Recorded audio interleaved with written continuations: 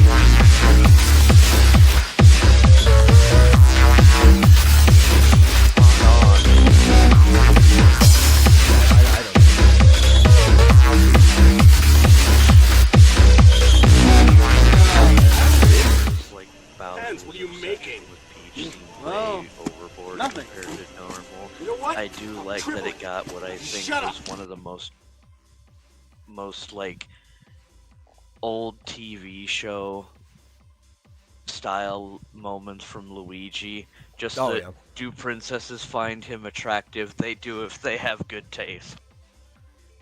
Yeah.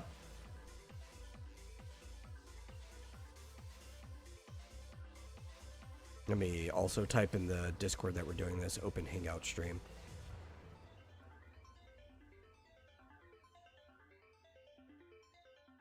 That's why I went to the general, so like anybody could come in and out as they please.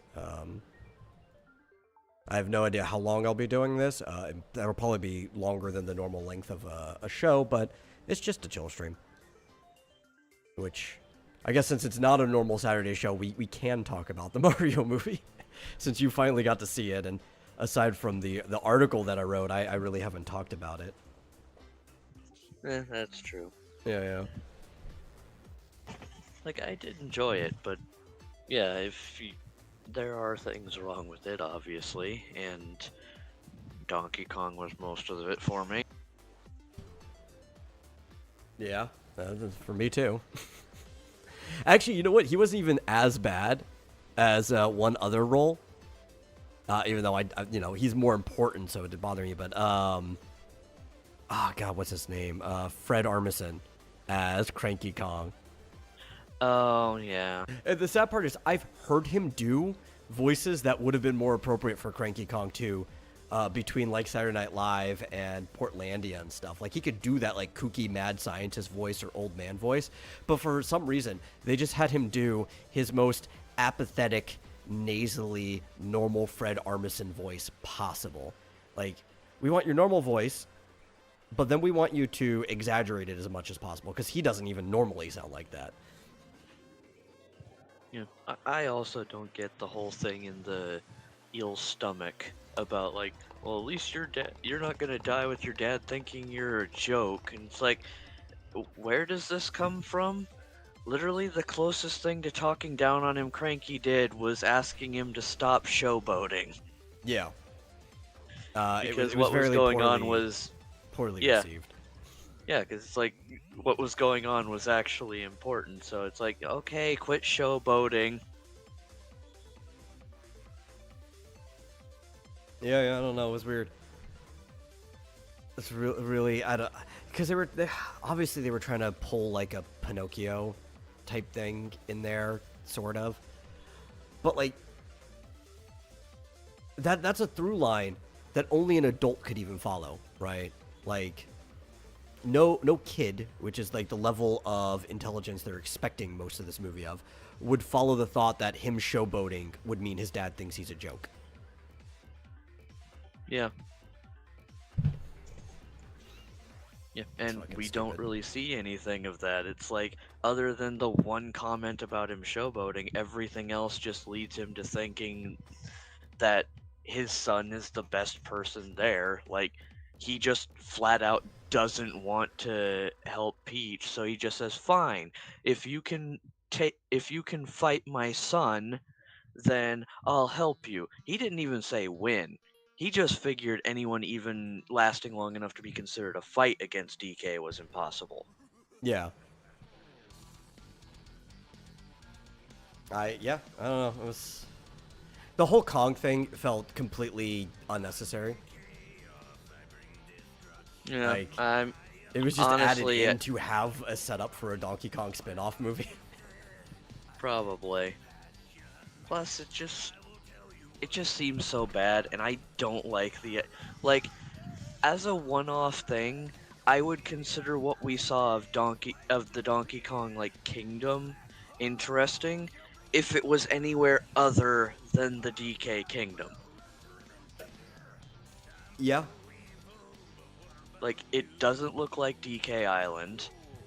I mean, it looks tropical enough that it's passable. I'm not gonna criticize that too much, but like, the fact that they just made it go-kart the world so they have an excuse for Mario Kart, that was kind of stupid. Yeah, because I mean, the only Kongs really linked to karts at all are just DK and Diddy when they race in the carts, and Funky, who makes them. Yeah, who wasn't even actively involved in the process of making carts. Biggest waste of opportunity.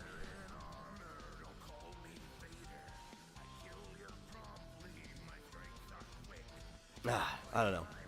It's like, it is a good movie. I would say it's above average, but like, I think it only seems as good as it is because the trend for video game movies in general have been really bad. And Yeah, sounds about right. the trend of movies in general have been really bad. So it's kind of like a breath of fresh air compared to his like contemporaries. True. Although I will say, the animators definitely did their homework when it came to how Their the due characters diligence. move. Like, even some of the more, like, passive movements of the characters are reminiscent to some of the Yeah. ways they move in the game. I still kind of want to watch the Japanese version with subs on.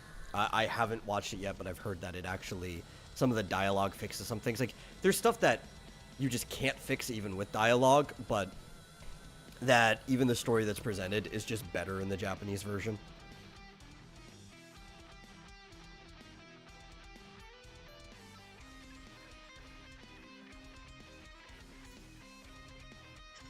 Also, I will say, like, design-wise for Bowser, I do kind of like how his scales kind of fade from the green to yellow, so that he's Yeah. got a little bit of green on his neck and shoulders. Yeah, that's not new. I've seen that in some art. I think was this Melee art like that? There was some, maybe it was a Smash Brothers, but Bowser has been kind of depicted with that kind of like gradient change before. So they didn't pick it up out of nowhere, but I'm glad that they went with that direction.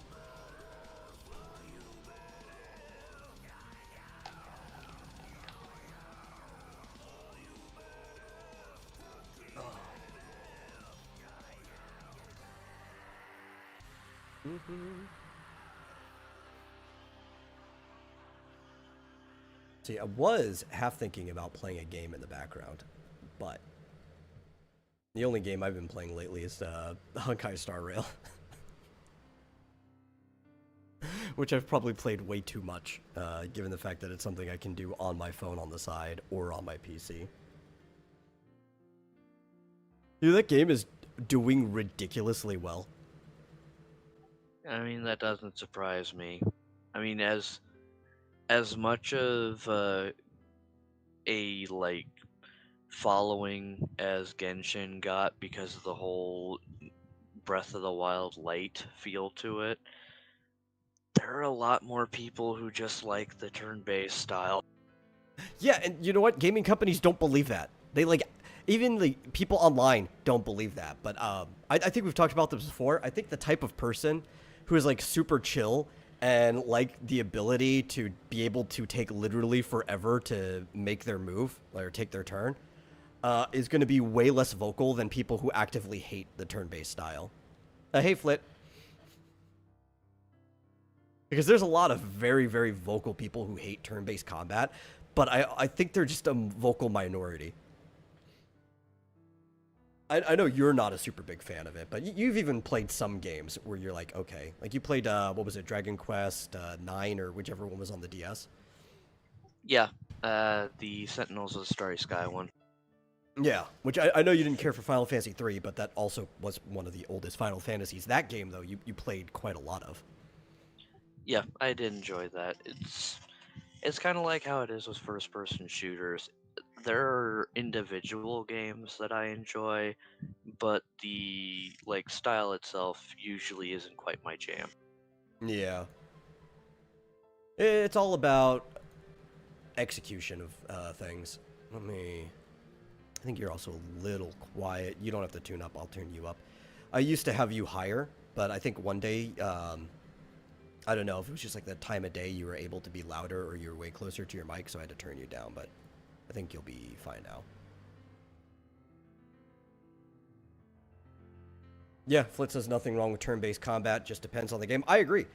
I think like the real thing when it comes to video games is agency and engagement, which a lot of often agency has to do with engagement. If you feel like you're playing a turn-based game and like you're actively engaged in playing the turn-based game, it gives you the right options, or even with limited options, if you have a whole bunch of different ways you can use those limited options, it's going to be fun. If you're just menuing attack over and over again, that might be a little boring. So I get, like, especially the older ones, why some people don't like them. I don't actually ever recommend anyone play the original Final Fantasy unless they're, like, really into that type of stuff or want that experience. But there's plenty of very, very engaging turn-based games. And I think Honkai Star Rail is. Now, the big turn-off for a lot of people is that it's a gacha game. And that's fair. If you just don't like gacha games, you don't like gacha games. Even though I think currently the entire game is playable with free-to-play characters, that's not the real problem. It's the mobile progression. I think that's going to be the biggest turn-off for anybody with that game.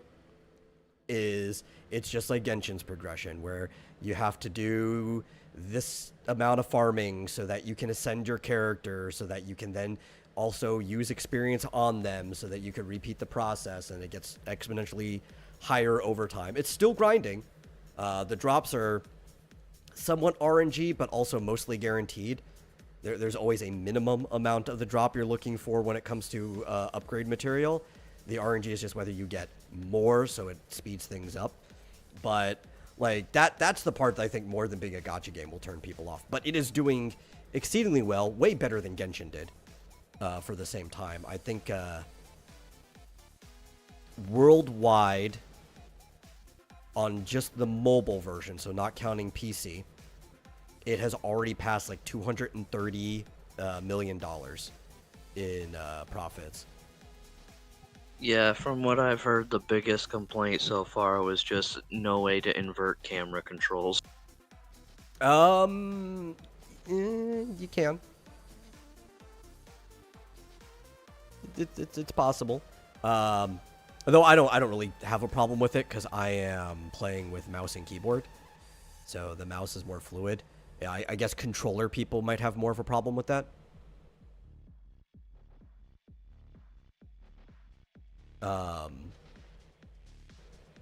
But yeah, I think that's the bigger thing, is the progression. I've been playing it since it came out, and I'm already at Trailblazer rank 55. I'll tell you that the progression is way faster than Genshin, right? Because I've played Genshin, I've logged into that game for like 73 days or something like that, right? And I only ever got up to like rank 42. This one is just way more possible to rank up, but it's also very easy to just run out of content as well, right? You hit the wall very, very quickly, very early on. But I really enjoy the turn-based system, and there's this thing in there called the Simulated Universe, which is a roguelike in the middle of the game that you can play. Then they're adding more worlds and stuff to it, and I think they had something similar to it with like the Spiral Abyss or something like that. No, I think the Spiral Abyss was closer to the Forgotten Hall. But they did have something similar to like a roguelike with blessings in Genshin. But because it was just like 73 days straight. No. 73 days overall. They just count login days. So that's not even like game hours or anything. I've not played 73 days straight of Genshin. Even when it was new, I would take days off or weeks off, and I haven't played it in a long time until very recently. I re-logged in, and I was having fun exploring. But that's basically all I did, was like I would explore, I'd unlock new teleports, and then I haven't touched it in like a week. Because the exploration was the most fun part of Genshin. But the Simulated Universe, because it has like these roguelike features, is more than just like fighting a mob on a platform, right? You have your normal kind of like run around, run into a mob, you fight them in the turn base. After you kill them, you get a blessing that will stay with you for the entire run, and you'll fight like 2 sub-bosses and a boss by the end of it. And you don't know what rooms you'll encounter, so it might be combat rooms, there might be like rooms they call occasions, which will be like a text event where you have to pick options, or encounters, which might be another like sub boss out of nowhere that will give you better rewards if you pick them, or respite, which lets you heal up. It's really fun, and there's no actual limit on playing that. You don't need, because remember the big problem with Genshin was the traveler power or whatever, right? The stamina that would slowly build up over time and refill. Yeah. They have that, again, they call it Trailblazer power, but you don't need that at all to do the simulated universe. You could just do the roguelike as often. You do have like only 32 runs worth of standard drops a week, but the standard drops are kind of just anyway. They're good. They'll help you upgrade relics and stuff like that, but like if you're doing more than 32 runs of that, you're not doing it for the drops anyway. You're doing it because you enjoy the roguelike elements.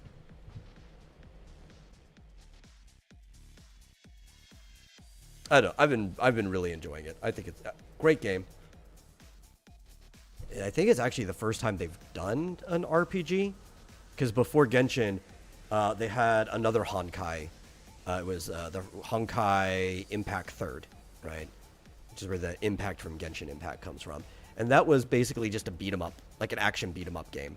It was basically the same combat as Genshin for the most part, but without like all the jumping and stuff. And it gave you like a dodge roll ability, and it was like doing like playing a Yakuza game, or like a really watered down Devil May Cry or something.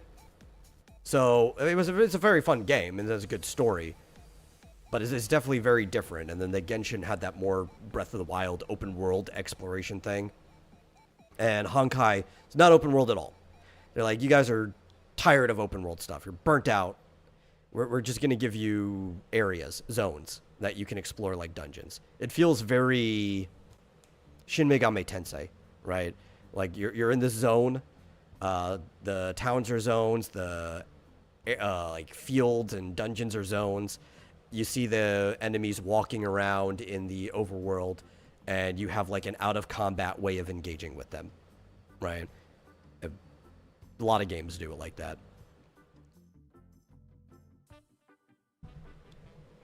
Of course, you know me. I prefer my random encounters, but it works. It works for what they're doing.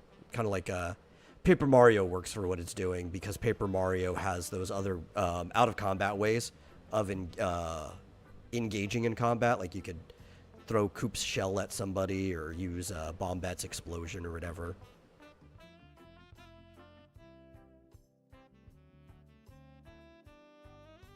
Yeah. Oh, hi, Fizz Jozo. Yeah, in case you guys didn't know, as the title says, this is off-schedule programming because Marsupial could not make it today, and honestly, my aunt was over, so I was kind of hanging with family up until maybe 6:45-ish. So we're just doing a hangout in the general chat. If people want to come in, they can. We're just gonna chill. There's no restriction on the general chat. Anybody can just come in and out. I don't know how long. As long as it's set correctly. What'd you say? It should be set correctly. As long as it's set correct. I've never changed it. It should still let anybody in. Let me check. Permissions, everyone. Here, let me just double up and just hit view channel and connect. Yeah, because I usually don't even pay attention to those. But then it's like, oh, I can get in. Wait a second. I'm a mod here. That doesn't really work to set things here. There we go. You know what's a good thing for checking the permissions? You go and turn use soundboard off. Which wouldn't be too bad. But because I think the only sound that we even have on our soundboard is a... Oh no, Saturday free-for-all? Yeah, pretty much. I did not beat up Marsupial. He's just unpacking. He's probably done by now, but I don't know if he's got everything set up. But yeah, the only sound that we have in the soundboard is a Chocobo Kwe. But if you could just spam it, and you would just hear that Final Fantasy VII Kwe over and over again. If you don't turn off the external soundboard, though, people with Nitro could come in, and you have no idea what the hell they would be spamming. It could be dropping N-bombs using the soundboard. And, I mean, technically, they could do it with their own voice, but if somebody's going to do that, make them own up. Hey, Mike, how you doing? All right, figured I'd pop in. You were on. Yeah. So, are you still moving, or? We're in the process. See, like boxes and stuff there. I had time to run my normal show, but Marsupial's also moving, which is why he wasn't able to be on at the normal program. My aunt was over today. I don't know if you heard. You were telling me, I thought you were basically going to be down for at least the whole month of June here. I thought I said July was the one that I was probably going to be definitely down. Oh, okay. June was up in the air. Like, I know I'm moving this month. I don't know. We're not sure when we're moving this month. Okay. It's really playing it by ear. And to top it off, I don't know if you heard this. My mother died. Just like I saw that. I saw that on the when you posted it on Facebook. So it's been a mess all over the place. Yeah. Well, sorry to hear that. Yeah. Yeah, I saw you were on for the big pop, and I've already liked and shared the stream, so. Well, thank you. Yeah. And pop in, say hi and stuff. Don't know if you caught any of the show last night, Rick, and to get to 23 pages last night of content, it took just over 2 hours, and the thing was, is Terry didn't show up, and found out later his family had an impromptu gathering, so I ended up calling in Rick, so I did start a little later than usual, but also introducing everybody to Doll Man as well, so. Yeah. I caught a tiny bit of it. I didn't obviously say anything in chat. I came in about, I think it said you'd been running for 111 minutes already, so it was probably closer to so we were probably getting close to the end there. Yeah, and I was in the middle of helping move stuff around. Yeah, I think, let's see, 111 minutes, that would have been like just under the 2 hour mark, so I might have been finishing up. I might have been finishing up the clock story at that point. I think that's what was going on. Yeah. Yeah. So. Hey, Fitzjozo. Yeah, I know when I still see you on here, I was a little surprised because, as I said, I was under the impression that be moving in January or in June here, so. I figured you'd be out of it for. Yeah, like I said, I have no idea when exactly we're moving. We're probably going to be out here before the 15th for sure, but I don't know when in that time that we're going to be gone. They've been making time for me to run my show, but I haven't really had too much time for much else. That's understandable. Yeah, and you know that you're still always welcome on the Sunday stream as well. If you want to put the link for your channel, the way it works with the Discord, at the very top there's a thing that says live stream chat. The Restream bot is a mod, so if you drop it in that chat, it'll end up on like the YouTube chat and Twitch and everything. Okay. Hey, so Rick. What you're suggesting is I drop my link in Discord? Or? Yeah, if you drop it in the live stream chat channel of Discord, it'll end up everywhere. Okay, I guess I can give it a try. I normally, if I do drop my link, I would just drop it in in the YouTube chat. Yeah, but like if you're not wrench or whatever, it can be fishy. Oh, right. The Restream bot is a wrench. Anything that gets dropped in Discord is dropped by a wrench over on YouTube and Twitch as well. Oh, right. Okay, yeah, that's right. Because I'm not a wrench. You haven't made me a wrench on your channel yet, so. Yeah. Well, also I don't make too many people wrenches because we have the option of doing the live stream chat. It's just easier to manage everything because I don't often even have YouTube open when I'm streaming. I just use the Restream chat. So it's like minimizing tabs and stuff since I run it through OBS. Yeah. Well, I understand the idea of not wanting to have too many mods. It's let me see if I can. So now I just got to figure this out because I've never actually. So how exactly would I access the live chat or? Oh, it is. If you just scroll up on the show channels, it just says live stream chat, right? It's a room. If you just click on that, Okay. and then you just drop it like a Because normal I'm chat coming room. to you through the voice channels Yeah, area. It should be at the very General top of the chat. server. Oh. Oh, Why live am I stream. not surprised that the first response to mentioning wrenches is Flit saying that you should confiscate Rick's? Well, I mean, let's see. Rick has a wrench because for quite a long time. Oh, there you go. Yeah, that should show up everywhere now. Quite a long time, I was co-hosting his show. Almost dedicated for. I did that for like almost a year. I don't think it was a full year, but almost a year. And he was also slightly helping manage things when we were doing like the RPG and stuff. So I just haven't taken Rick's wrench away because he hasn't Oh yeah, used I it. see what you were talking about with that. I've seen that before on your chat. Yeah, you've responded to the Restream bot before, and all it does is it just gets chats from one channel to the other, so we can see it everywhere. Oh, okay. Yeah, I usually don't even have the streams on whenever I pop in. I'm just checking Restream on the Discord. Yeah. Flit says, "Oh no, I've become stale and predictable." Well, then I guess until you move metal, I guess I'll just keep sending you the link to the StreamYard when we're doing our Yeah, weekend you can edition. still send me the Sunday. Joining the conversation. You can do that. Yeah, I You might know be me, able to I'm make it to big on Sundays. trying to just get the conversations going and get everybody talking Yeah. about the stuff. So, all right, Yeah, well, yeah. I liked and shared already, and as I said, I was popping in to say hi and talk. Oh, thanks again. Thank you for letting me share my link and all that. Mhm. Hopefully, Hi, Mike. Hi, Mike. Who are you exactly? I don't know. I think I've met before. well, I run my channel is basically my name, and I do a show 6 nights a week called the Mic Stand. Oh, the So what? the Mic Stand. The mic You know what a stand. mic stand is? Except Oh, a instead mic of stand. spelling it M-I-C, I spell it M-I-K-E because Oh. so what mic.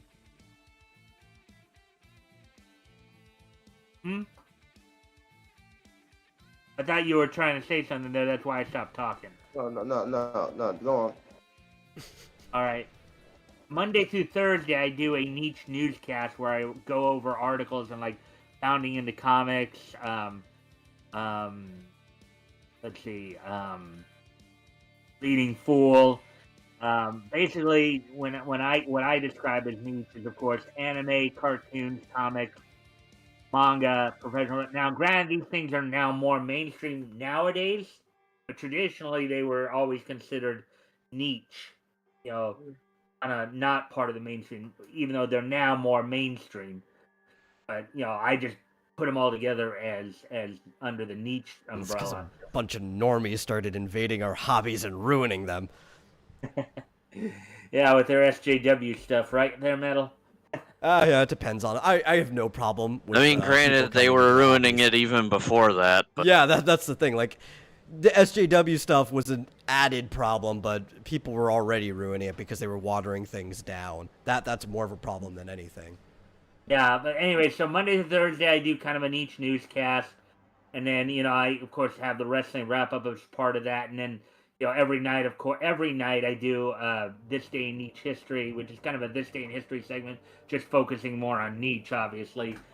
Fridays I do what I call the historical comic retrospect, where we're just going basically in chronological order. We're working our way through October 1939 right now, where I basically go back, we read through some old comics, give commentary on it. If my co-host would like, and I have a co-host. Metal's been my co-host a couple times already. host wants, they can also join in, read, and do voices. A little bit of everything. Like basically, what I do, it's the idea of giving people as kind of a sampling of how were written and stuff like that. A little bit of everything. It's got like I try to make it as much of a TIE event as possible, basically. Get people interested in those older comics. Get them see how those comics evolved over time. See how those worlds that they created evolved over time. We do comparative social commentary. Comparing back then to now. In fact, Rick can even tell you that we've had a few, including last night, where we've had a few discussions on some of the plot issues that come up in some of those older comics. Where it just seems like the way they tell the story seems a little askew at times because, you see these big plot holes, coming through. But as I was pointing out even on last night, I think sometimes part of the problem is there's a lot of those older comics were back in the 30s, since they were made as anthologies. I think part of the reason you get some of those big plot holes is because, not every feature has the same amount of pages. You may get one feature may get 9 to 13 pages, another that may only get 4 or 5 pages. So they have to make a story within whatever page count they're given. But anyways, and so that's the Friday's the historical comic retrospect, and then on Sundays I have what I call the weekend edition, where I basically get bunch of my YouTube friends here, like Metal, like Rick, on, and we just hang out. We talk all things Nietzsche, basically. Talk about, sometimes we'll talk about what's gone on in the past week in the world of Nietzsche, in discussions. Sometimes we'll talk about old comics, sometimes, or whatever else just happens to come up. So that's generally. Rick, don't worry. You've given me no reason to take your wrench away, so I'm too lazy to go and take it away. Yeah, plus now that you've actually said that you're worried about it, taking it away while you're not paying attention wouldn't be funny anymore. Yeah, but that's also another case of one of those things that maybe you should just let it go and take it as a joke, because now this Phil guy, or Flit, or whatever his name is, now he's kind of got your attention now. Well, okay, Flit always has my attention because he is my brother in the Cult of Raven. Okay, we have a very tight bond in the Cult of Raven. Plus, that's the kind of jokes that Flit makes most of the time anyway.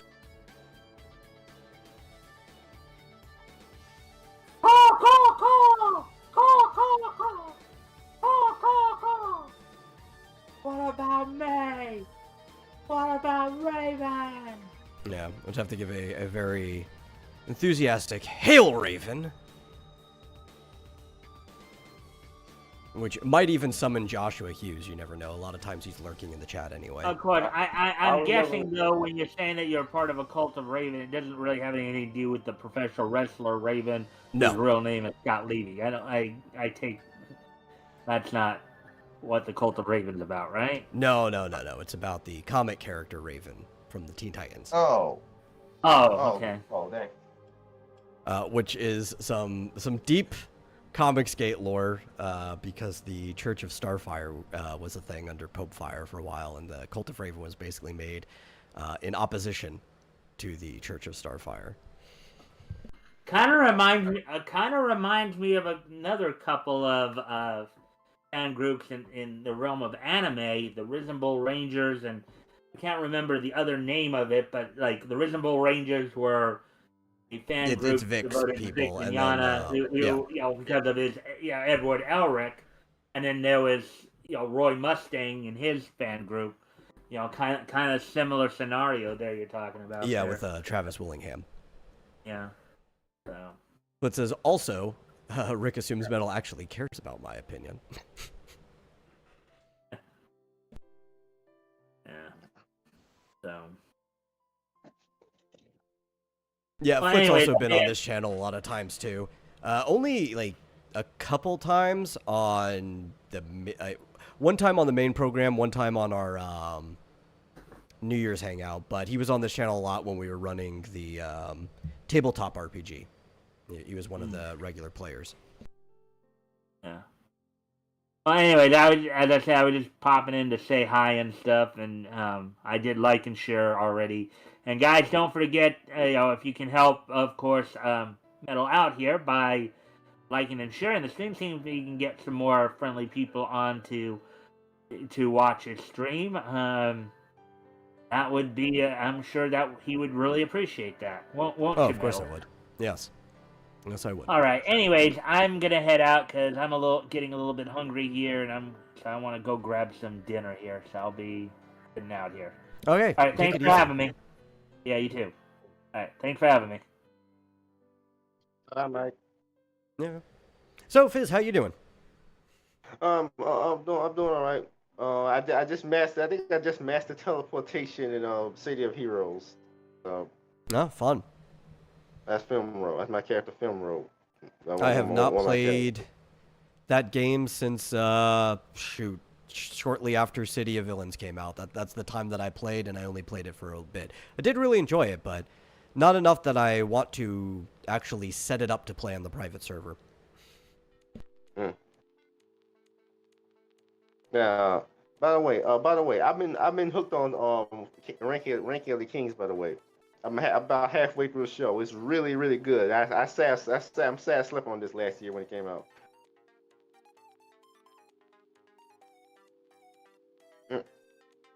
You hear me? What? No, I did hear you. I just have...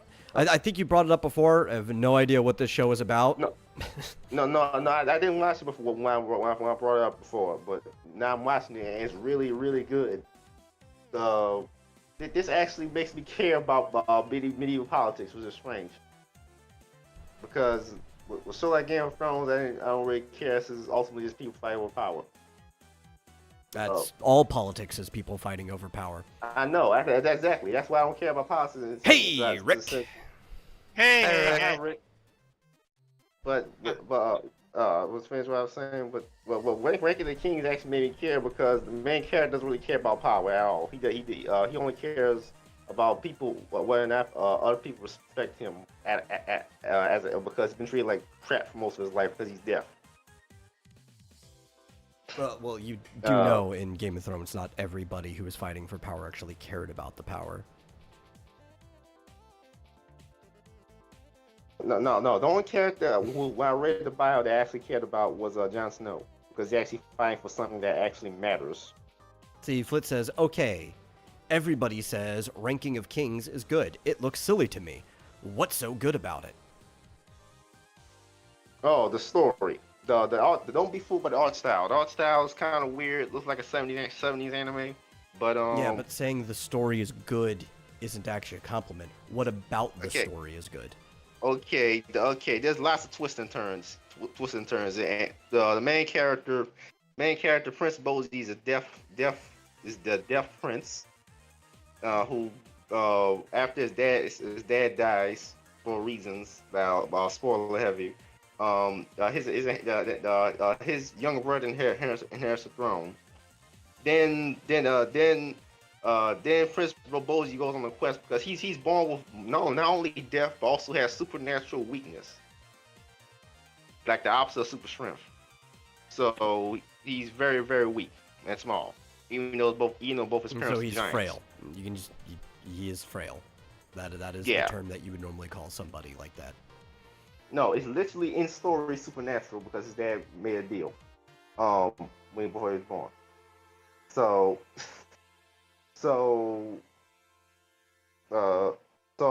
he tries to so he goes on this quest along with his only friend, which is the shadow creature named Kage, who got into his backstory. He's from a line of assassins, even though he himself is not an assassin.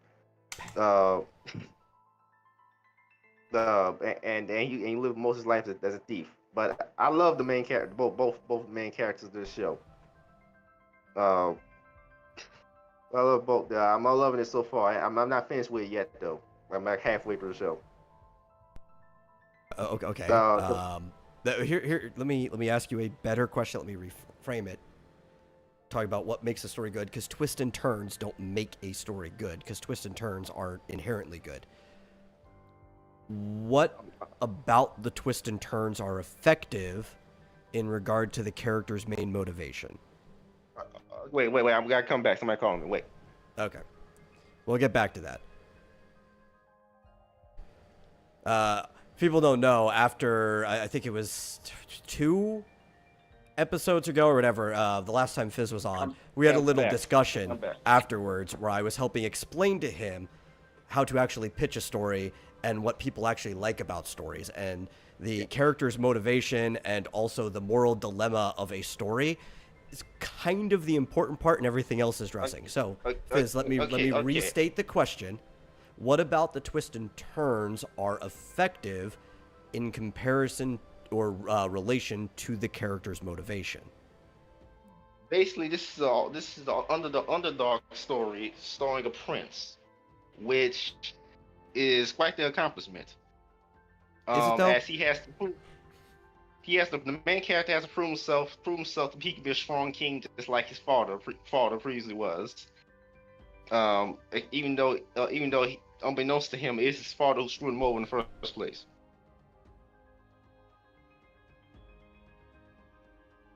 And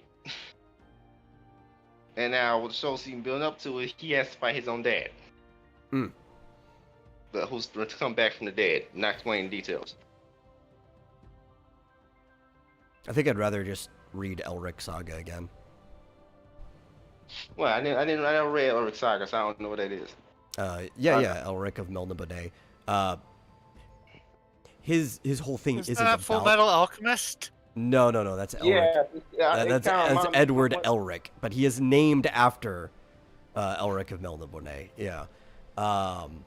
No, the whole thing about Elric is that he is anemic, right? He is frail, and he is also the heir to a island empire that has gone to waste. But to make up for his frailty, he basically gets a deal with the devil type situation, where he gets power from a sword that feeds on the life force of the people that he kills. So he uses the power, but then he also starts to feel guilty about the power as well. And it's a very complex situation. It's probably one of the highest rated stories of all time that enough people haven't read. And it's really good. It's influenced so much high fantasy that people don't even realize how much stuff they've read that is influenced by the Elric Saga. Like The Witcher, I heard The Witcher is kind of a ripoff. Yes, of The Witcher basically started off as a fan fiction of Elric. So is this like a manga or just a novel? It was I think it started out in pulp form, but it is novelized. Yeah. Uh-huh. Intriguing. Yeah. So Rick, how you doing? I am doing good. Good. Just read a new comic today. New old comic. I'm not sure how you want to put it. It's New to one you? I got out of new to me, sort of. I got it at a Comic-Con like almost a year ago. I'm probably gonna try and do a little review of it. Infinite Universe. Wasn't too bad. So and of course, well, I didn't do anything today on it. Remastering my comic. Canadian Shield 1. 5 pages to go. I downloaded the PDFs that you sent me to go back through and check to see. I just haven't really too much time to look at them. Yeah, understandable, Yeah. with everything you're going through. I don't know why, but now I'm just imagining that review video just being the clip of you just holding it up right there, and it's like, it's not too bad, and then the rest of it is just a recording of Dillard saying, read the Canadian Shield, read the Canadian Shield, read the Canadian Shield, and just going, the entire video goes on to 10 minutes, but most of it is just that recording. I'm not quite that bad. I mean, I have done you're not that bad, but that would be funny. Yeah. I have done a couple. I tried to get people to do come in while I read through a comic, like independent comic like that or whatever, on Discord. Nobody came, but I recorded myself, and I put excerpts of me reading Yeah. it up on. I did that for Titan, most of Might 1 and 2. Flip And I says, think incidentally, Rick will introduce his new Crossverse character next week, Mick of Elrina Benet. Hey, Mashin. Hello. You're Magium fellow. Magian fellow.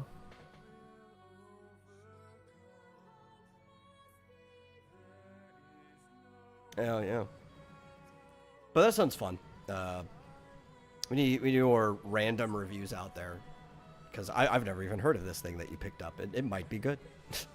Yeah, like I said, it wasn't too bad. I'll try to say a little bit more about it in whatever review I do about it without giving too much away.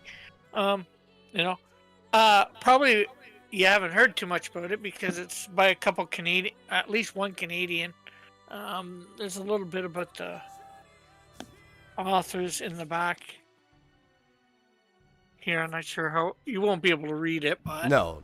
I mean, I could enlarge it, but I don't think that'll make that much of a difference. yeah.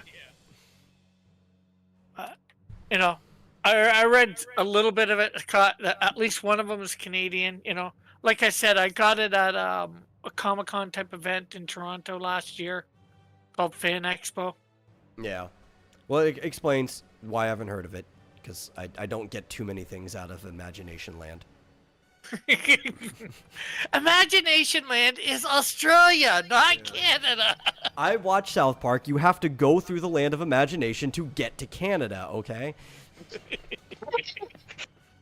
Maybe the land of imagination is just a gateway to many other countries, many other places. It just includes all of the places New Zealand's probably, you have to go through the land of imagination, definitely, to get to New Zealand. I Like, think you most have to people go have through never even- Atlantis to get to New Zealand. Ah, that is true. Yeah.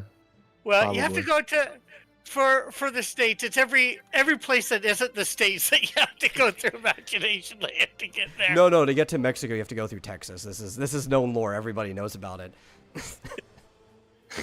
Okay, except for Texas. Yeah. Wait, but before we continue, I'm sorry to interrupt, but has anyone noticed that New Zealand is kind of shaped like a boot, So is upside down? So it's the second boot. Yeah. It's the pair. We found the pair. It's finally there. Italy is shaped like a boot. New Zealand is an upside down boot, but still a boot. They're there. I don't see any other country shaped that way. We found them. We found the pair of Well, boots. they're a boot somewhere. Yeah. They're a boot somewhere. Well, when New Zealand came around, the Italians rejoiced, for they were waiting for the other boot to drop. Exactly. And The story is Texas is complete. shaped like a hand holding a gun. That, on the other hand, more accurately describes New Zealand. Yeah. See, it's, or the other way. Yeah. And shaped like a hand holding a gun. There's Texas right there.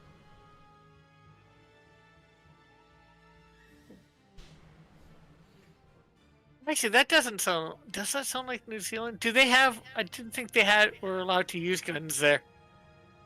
No, they're not. That didn't stop a shooting from happening in Christchurch, but Yeah. they doubled down on it after that. I mean, that kind of goes hand in hand. Aren't they not supposed to use guns there? Yeah, that didn't change anything. Oh wait, the And then I Christchurch started shooting blasting. was. And then I started blasting. The Christchurch shooting was the New Zealand. I thought it was an American Christchurch. No. Christchurch is a town in New Zealand. Oh. Yeah. Secretly, governments rejoice when a shooting happens because they get to make laws. They forget that most of these guns are obtained illegally. It has nothing to do with the gun laws. Yeah. Yeah, I know. Well, of course. But they're not gonna- I think I went to Christchurch. Need to in a use more game metal once. detectors. use Like, more that's metal the thing. detectors. They get Oh, through yeah, no, that ports. doesn't help. No, it Most doesn't. a lot of illegal weapons. weapons just get through ports. Yeah. Probably shipping is one of the biggest importers exporters of weapons. I think. And demonetized. Oh, Listen, we're never monetized in the first place. Yeah, he's got just over 800, people to go before he can even think of getting monetized. Listen, I could pass 1,000. I could pass 10,000. I could pass 1,000,000. I'm not getting monetized on this channel. Definitely not.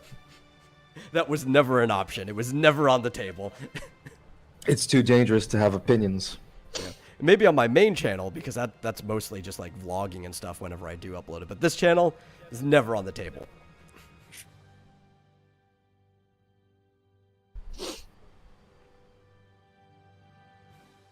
Yeah, I used to play maybe this. by the time you get. Hmm? I was gonna say maybe by the time you get to that point, YouTube won't be as bad. But that's just dreaming. Yeah. Also, I failed to notice that we were live before I joined. Oh, I did I thought drop this it was the in after general party. chat. No. I dropped in the general chat. We canceled the show today because Marsupial is still unpacking. He might be done by now, but he said that he was definitely not going to be done in time for the show. I'm like, okay, that's fine. I have family over. So you did the like the general. Just Anyone Hangout, can yeah. join live stream that you were talking about. Yep, Yeah. yep. I was half Well, tempted then. to put a game or something in the background, but we're just chatting at the moment. I can put a game in the background. I recently finished Dying Light and I started playing Metal Gear Rising. Oh, that's a fun game. Yeah. That is a very fun game. I enjoyed it very much. I'm enjoying it very much. I recently No, it's not. downloaded- But I recently downloaded Witcher 2, but unfortunately it doesn't run well on my system. I played Witcher 2. It was pretty fun as well. Yeah, I say unfortunately it doesn't run well on my system. Yeah. So I guess I was to talk playing about Jedi monetization. Survivor, but that doesn't run well on any system. No, it doesn't. what? Jedi Survivor. Jedi doesn't run well on any Survivor. system. Oh, Yeah. I was saying is talk about monetization. Usually, I would say if you want to support the show, you can do so at streamlabs.com/Vomitorium Live. But because we're going through some things, I actually have a GoFundMe link that is in the description, at least on YouTube. I don't think it is on Twitch, but it's also on the screen. It is helping for the services with my mother.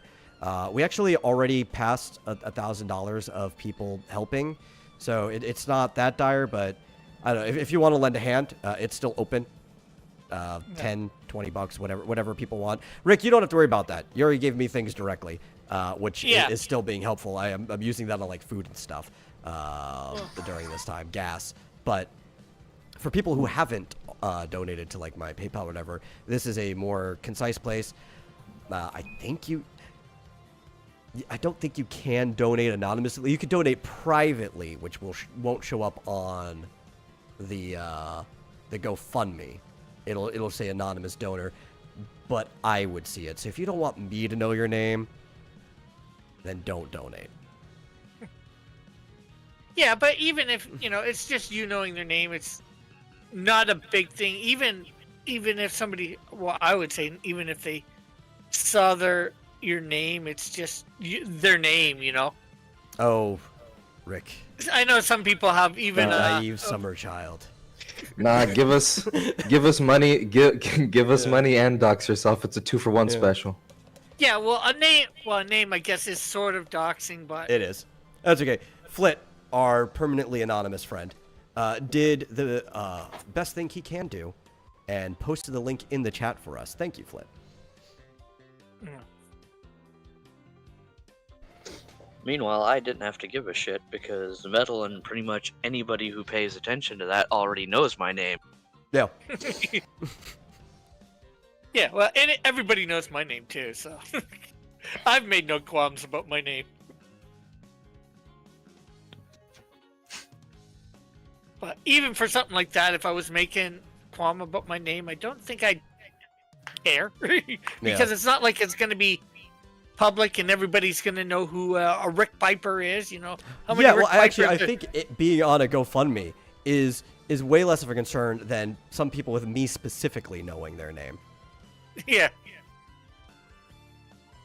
Like I Yeah, know but we're you would we're never cool, dox- Rick. We're cool, and I say Yeah. I would never dox anybody, and I'd like to believe myself.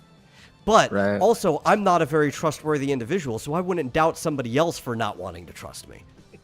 I'm trying to play devil's advocate against myself here. Yeah. Never trust yeah. anybody, not even yourself, not even yourself self. Yeah. Well, I sort of do that too. Play devil's advocate against myself or something like that. Like I would never intentionally dox somebody. Sometimes, you just get talking and don't think and do stupid stuff. Like, I'm a man who engages in piracy, trespassing, and all manner of other things. Why would somebody trust me? Why would Because anyone trust me? in the sense of not wanting to have somebody know their name or whatever to other people, they know you're trustworthy not to give a name out. Yeah, I actually didn't even set up this GoFundMe. I am on the the team list, though. I believe that one of the links, anyway, will actually show that I redirected people. My youngest brother was the one who set it up. And I'm not even the one handling the funds. I think it's going straight to his account. Yeah, like, did Rick just admit that he has a devil in him? No, I did not admit that. I just said I play his side, or I use his terminology against myself sometimes. Oh, what's funny is the term Satan actually basically means what we Adversary. use the word devil's advocate for. He was not even like an enemy. It was just adversary. It was somebody who was like almost like a lawyer would argue against God. That's like what the whole book of Job is about. He's not actually some evil thing in that thing. It's like a prosecutor or anything. You know? Yeah. Why is it pronounced Job? Just because we've changed it. If anything, it should probably be Yob, because the thing we use for J now was more of a Y sound back then. Yeah, I guess he more means why is it Job instead of Job? Oh, well, that's I could because be wrong. You can correct me. No, Well, that it's might be it spelled too. job. It is spelled job, but But you're it's supposed to say Job. But it's probably, more accurately, historically, Eob. Yeah, probably. There was probably a vowel sound before it, though not all names that were that short with kind of like a Y-ish sound had any vowel before it. Like you could look at Yehoshua, which was the Joshua, and also Christ was named after him too, in Aramaic, shortened to Yeshua. Yeah, he actually had like the most common name at the time. Tons of people were named after the prophet Joshua, understandably. It's a very, very common name. But a lot of them, I think it was, I'm trying to remember what the older version is. I don't think it was Jacobus. It might have been Jacobin, but Jacob. Jacobo. Right? Yakova? Yakova. It was probably Yakova. But there's the older version of the name that says what it would be in Hebrew instead of Jacob. Most of these, even Jesus in Greek would have been pronounced Jesus, right? Because that's the Greek version of Yeshua. So Jesus is closer to Jesus, but we all say Jesus now because that's how you would say it with like English. And he actually probably was called that, being the fact that he hung out with a bunch of Greek people. So a lot of them probably did call him by the Greek version of the name. Kind of like if I were hanging out with a bunch of Hispanic people or Mexicans or whatever, like I have, they would say Tomas instead of Thomas, Tomas. You know. There's actually a joke with that name. Before I get to it, I wanted to ask you, is having the J making a vowel sound something from Latin? Or Sort of. So because J does it as depend on the word? It very depends on the world. So Latin didn't actually have a J very early on. That didn't come till Middle Latin. I made both sounds, right? So sometimes you'd have like a double I at the beginning, and if it had two I's, then you knew the first one is what we use for the J now, right?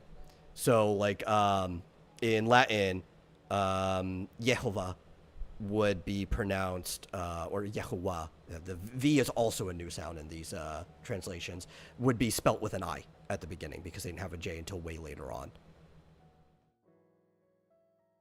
It's interesting. Yeah. Was it something that language was divided between those peoples of the Mediterranean having lots of vowel sounds and people of the Germanic and Gauls and those areas having a lot of consonants? I could tell you the writing is probably just because it became for clarity, right? Like, if we have a different letter, we put like a tail, like a hook on the I, which is probably how it started. I've seen a lot of things where you see like an I at the beginning and it has like just like a little hook on it. That eventually just becomes a J, since all of our letters come from Rome, right? Our sounds come from all over because of different languages, but the letters we use is the Romantic alphabet, so they all come from Rome. Yeah. Is that also why they call it Romanized when you take a foreign language and you try to represent it in a way that people can pronounce it in English? That's interesting. Also, if you want, I can play Metal Gear Rising, put some footage on it's up to you. On my camera. My big problem too is like one of the reasons why I was even thinking about doing it or not is putting anything on sometimes throttles the encoding with everything I have running. That's why I was like, maybe I will, maybe I won't. Does it? Look who's in the chat. Yeah. Hey, Marsupial. How's the unpacking going? He'll catch up to us in a second or two. His internet is finally up and running. Oh, great. Well, make sure it doesn't run off anywhere on you.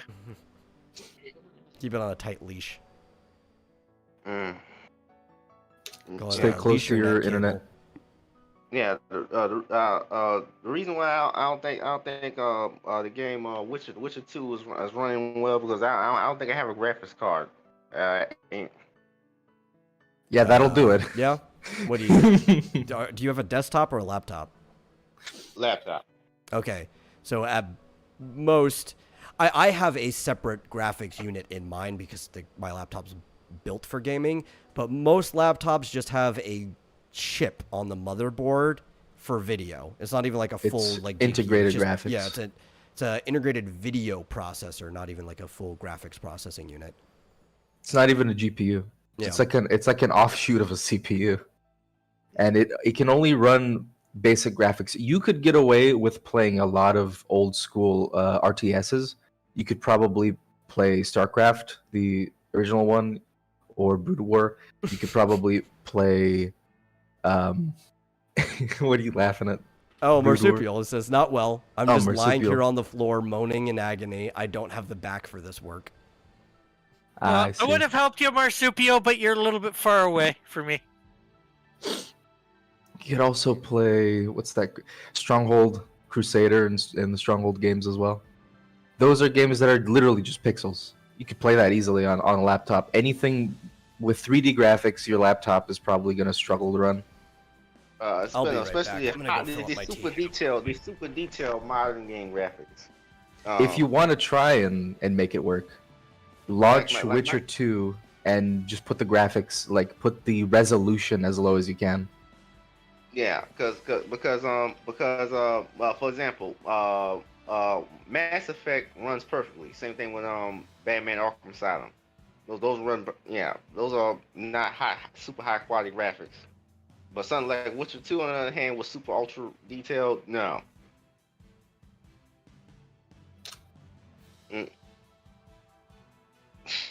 Yeah. Yeah, if I had to set the resolution lower, wait, it's strange they don't have an option to let you set the graphic detail lower or something. The actual like in-game rendering detail. Some games do, some games don't. The most that the game can offer you is changing the resolution, like the screen size. So if you have it low enough, like you could put it 640 pixels by 420 or 80, 360, or 800 by 600, 480 by I forget what other resolution. You could do those, but then it would just be a pain to look at the game like that, try to play it, because it's almost zoomed in because of how low the detail is and how small the screen size is. But you could try. I've done that on the laptop. Yeah. Yeah. Either that, or you have to get a better laptop or a better computer. Take your pick. Oh, or maybe external GPU. An external GPU. Yeah, but you can't. I'm not sure you would be able to put an external, like a new GPU onto a laptop that's not built for it. There may be not enough space inside the I thought laptop. just plug in. Just plug in and then you'll use it. That exists. There's external GPUs you plug in. I didn't know that. Yeah, I heard, That doesn't I've seen that. that doesn't sound that would be I have too never heard of good. that. Like through USB. Yeah, I haven't Yeah, heard of that yeah, either. I've seen some semblance of that before. I think on your video before. I don't know. We'll just tear nah, apart like- the entire box, like the frame of the laptop, and we'll just solder in another GPU. It'll be fine. It'll be fine. It'll We'll work. build a new box around it. Well, that's the fun thing. You could Like, theoretically take the laptop and put it in a new case, and then Yeah. just add stuff in it. But it I've also seen depends on thing- whether the what's that- motherboard will all support that it. weird thing got fan on it. They plug into your laptop and all decrease the plug into your computer and all increase the graphics rendering.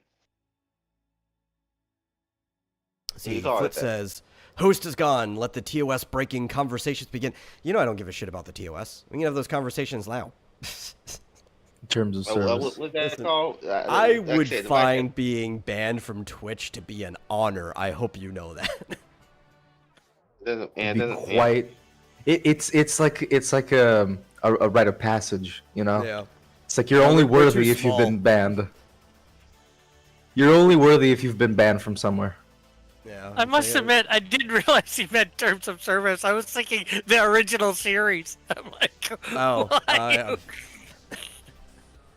I'm like, why do we care about breaking the original series? Rick. The original series. For Star Trek, obviously. Because I see TOS, and that's usually what it's referring to a lot of times for me, so. Well, there's only two Star Trek. There was the original series and there was Deep Space Nine. And I'll talk about the next generation. No. I think there's also TOT, right? TOT is the original trilogy. That's for Star Wars. Yes. But I don't think anybody actually abbreviates it, because then it just looks like you're talking about either little kids, which is risky on the internet, or tater tots. Who the fuck calls kids tots? A lot of people. A Toys for Tots. It's a charity. Tots being short for toddlers. Yeah. Yeah. Yeah, it's Yeah. kind of an English thing. Yeah, but I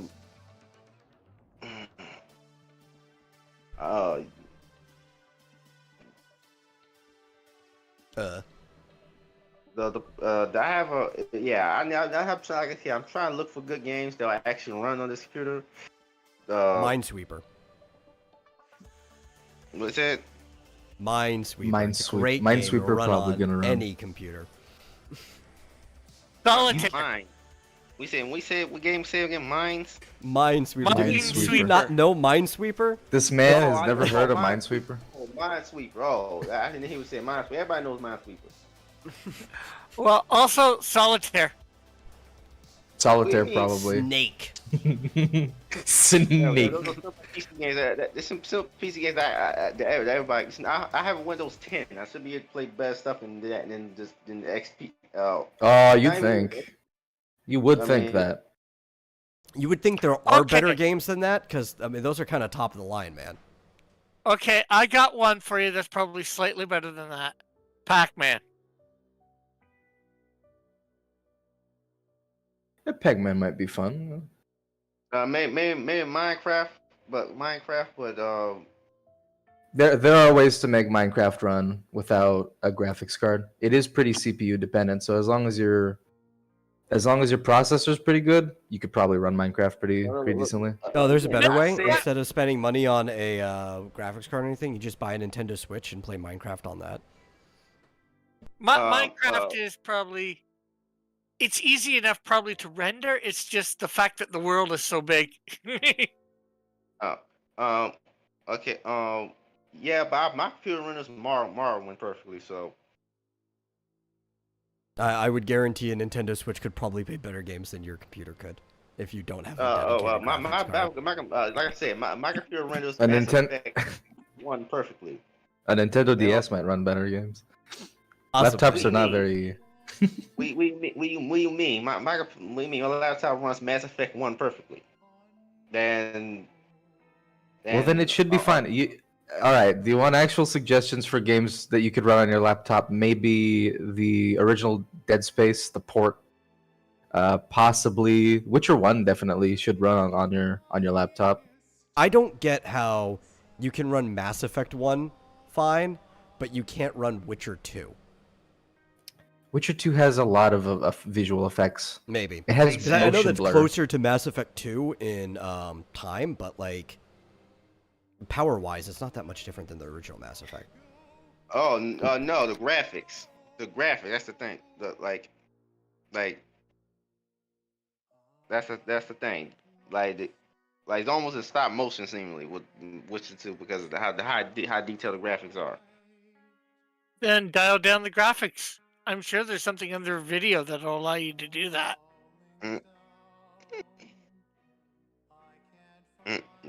I think almost all games have that nowadays.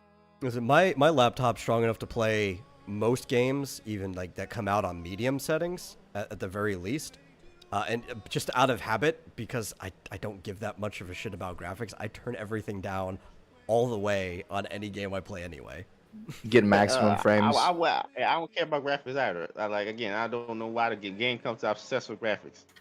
Like again, I still don't understand that. Metal Gear Rise. Let's see. You see Flip that? asks, what was the name of that open world game set in an archipelago that you mentioned last show? I looked into it because it sounded interesting, but was sad that my PC doesn't meet the recommended system requirements. Oh, we were talking about Wayward Realms, which isn't even out yet, but it probably, since it's going to be new when it does come out, is probably going to have pretty high requirements comparatively. I'm excited for Wayward Realms. I don't know if I'll be able to play it when it comes out, but eventually I'll play it.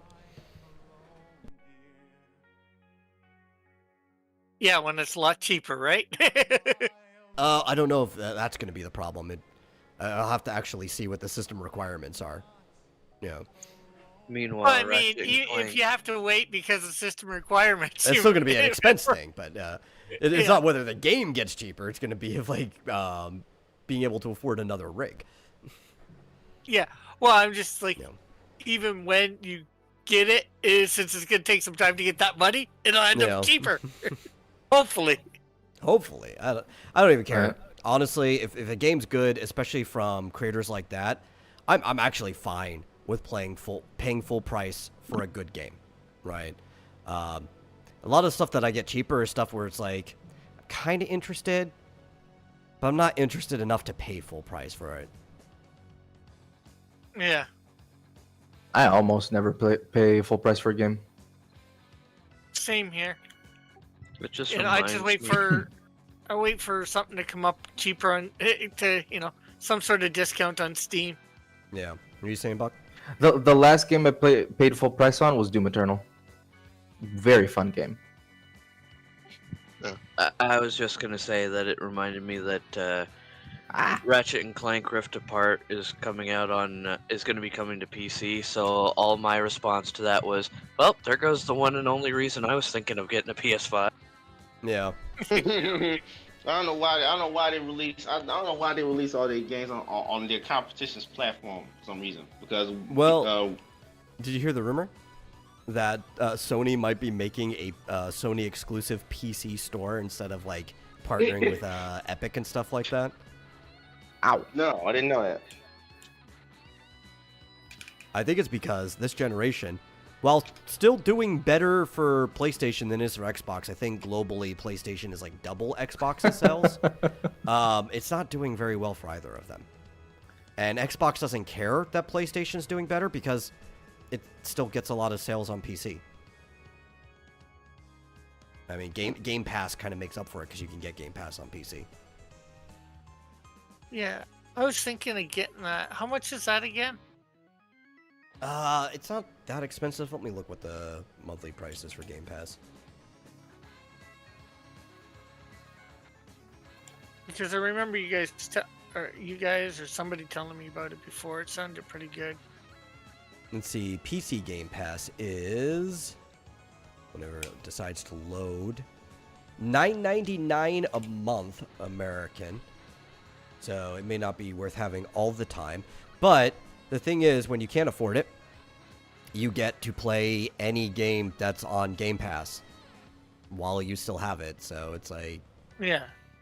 So it'd probably be like somewhere between 10 and 15 bucks Canadian. Yeah. Let's see. Let's see whether I can find out Canadian what it is. Let's see. Flit says, I don't know what the Intel NVIDIA requirements are, but the AMD requirements, I'm assuming he's still talking about Wayward Realms, is a Ryzen 3 3200G RX 590. So rip his Ryzen 5 2600X. Yeah. I mean, I get away with running games that my system can't handle by lowering the resolution. That's the best I can do. Okay, I'm about the auto. Oh, I see now. I show advanced settings on the Witcher 2 configuration. What is texture downscaling?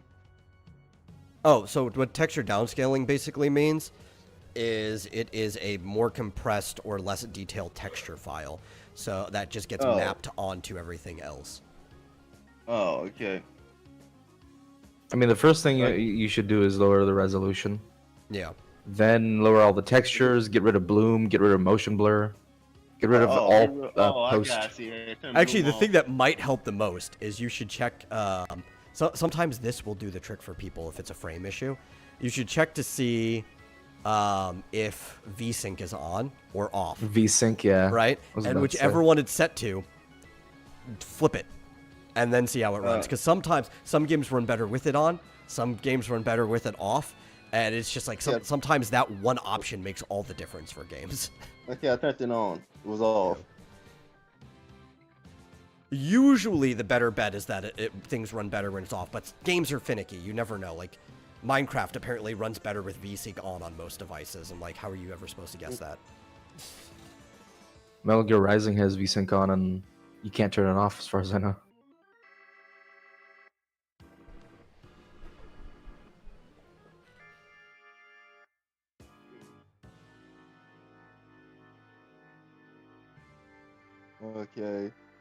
Okay, got it. Now let me check. Let me try it this time. I'm trying to experience the game, but again, it looks almost like a stop motion, like a stop frame animation or something. I mean, if the rest of the world was moving at that speed, I think I'd probably want to play a turn-based version of The Witcher. Turn-based Witcher. I don't like turn-based games. I love turn-based games. It depends. Like something like a card game, yeah. Well, I want to play a turn-based game, or maybe even I might try out XCOM eventually. I like XCOM. XCOM's good. If only XCOM 2 was good.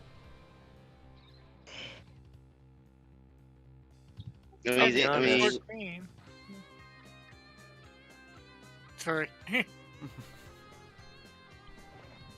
I was gonna say, I'll be honest, as somebody who normally doesn't really like turn-based games, XCOM does seem kind of interesting to me, but I preferred to just play Mario and Rabbids Kingdom Battle because at the time that was just a similar setup, but functioning a little bit better because the aim for XCOM and XCOM 2 was screwed up. Well, that's the funny thing is, and this is very common. A lot of people say that the Mario Rabbids, Clash of Kingdoms, and whatever the sequel was, are a better XCOM 2 than XCOM 2. This is a very common opinion. Yeah. But ironically enough, as somebody who doesn't tend to like turn-based games, I actually didn't quite like some of the more active changes that they made in the sequel to the Mario Rabbids Kingdom Battle. And you mean a sequel to that? See, I actually don't think that there are people who straight up don't like turn-based games. I think they're just picky about the type they like. Because you could play a turn-based game that can keep your attention, but I think it takes a certain type of person to just really like turn-based games regardless of how they make the system. And those are the type of people who kind of just enjoy doing math. Outside of that, it's like, if it's a very engaging system, it doesn't matter if it's turn-based or not. Well, the reason I don't have as much fun with turn-based games as other types of RPGs is it just relies a lot on RNG. I don't really like relying a lot on RNG. I like having full control of the character. Like this game, this gameplay is I have full control. If I fuck up, it was definitely my fuck up. Okay. Not always. I've played that game. There's a lot of things that are out of your control in that game. Okay, but oh shit! I'll find out soon. I don't get this. What are all different types of RPGs? That is a very broad question. I don't know if I can name every single type of RPG, especially because like even within turn-based there are different types, right? No. Just give me the basic categories. I mean, you already know this. Well, that's the problem, right? Because like the two basic categories, which really shouldn't be, is that there are Japanese RPGs and there are Western RPGs. Those are the two categories people really break things down into. But that is a weird category. So better ones, you basically have text adventures are the earliest type of RPG. Like there are MUDs and stuff that emulate how like D&D and other tabletop games are, which is technically a form of turn-based out of necessity. Then after that there are exploration and turn-based RPGs are the other two type, where exploration are kind of like it's not really typical combat. The world kind of moves as you move, right? It's the one of the oldest forms of open world stuff. And then turn-based is where you actually enter into combat with people. Another way of emulating kind of like the whole D&D type thing, but more on just the combat system. That's like the original Final Fantasy. From there, you get some evolution into stuff where you have the earlier action RPGs. And Marsupial says Pool of Radiance 1988 was peak RPG. Probably. You have action RPGs, which are RPGs that allow movement, but also still give you the same kind of like stats and benefits that other RPGs have. Basically, it's like playing The Legend of Zelda, which a lot of people even say that the original Legend of Zelda is technically a role-playing game. But they add more features into it, like magic and health points and strength and things like that. There's another form of action RPG, which is like beat-em-ups, have an RPG form, which start with the Kunio-kun or River City franchise, where you go through the world and you fight as an RPG. You level up, you learn moves and things like that. You grind. And then turn-based evolves into ATB. Yeah, but I better consider that RPG, though. River City, I better consider that RPG. I don't... Well, if you play more advanced versions, like Scott Pilgrim uses the same type of system, River City Girls uses that system, they are very, very much RPGs. You even buy like stat upgrades from stores and stuff. Are they different stats effects? Like, yeah. They gotta be more complicated. Yes. You can eat food for different buffs and stuff too. Yeah, but also those are power ups. So, but like, there are different special moves that do have different abilities. Yeah, you learn special skills and stuff. Like, you have to buy them to learn them from the dojo. Like certain enemies are weaker to certain types of damage or something like. There are enemies that are weaker to like punches than kicks. There's enemies that are weaker to like throwing weapons, which is just picking anything up and throwing it. Yeah. Yeah, but I barely consider that RPG though. That's just. Yeah, but if that's the case, then there's a lot of turn-based RPGs you'd barely consider RPGs because there's a lot of them where enemies don't have specific weaknesses. Yeah, like you gotta have some kind of role-playing element to it. Well, yeah, that's the problem with the term RPG, though. You have to define what is a role-playing element.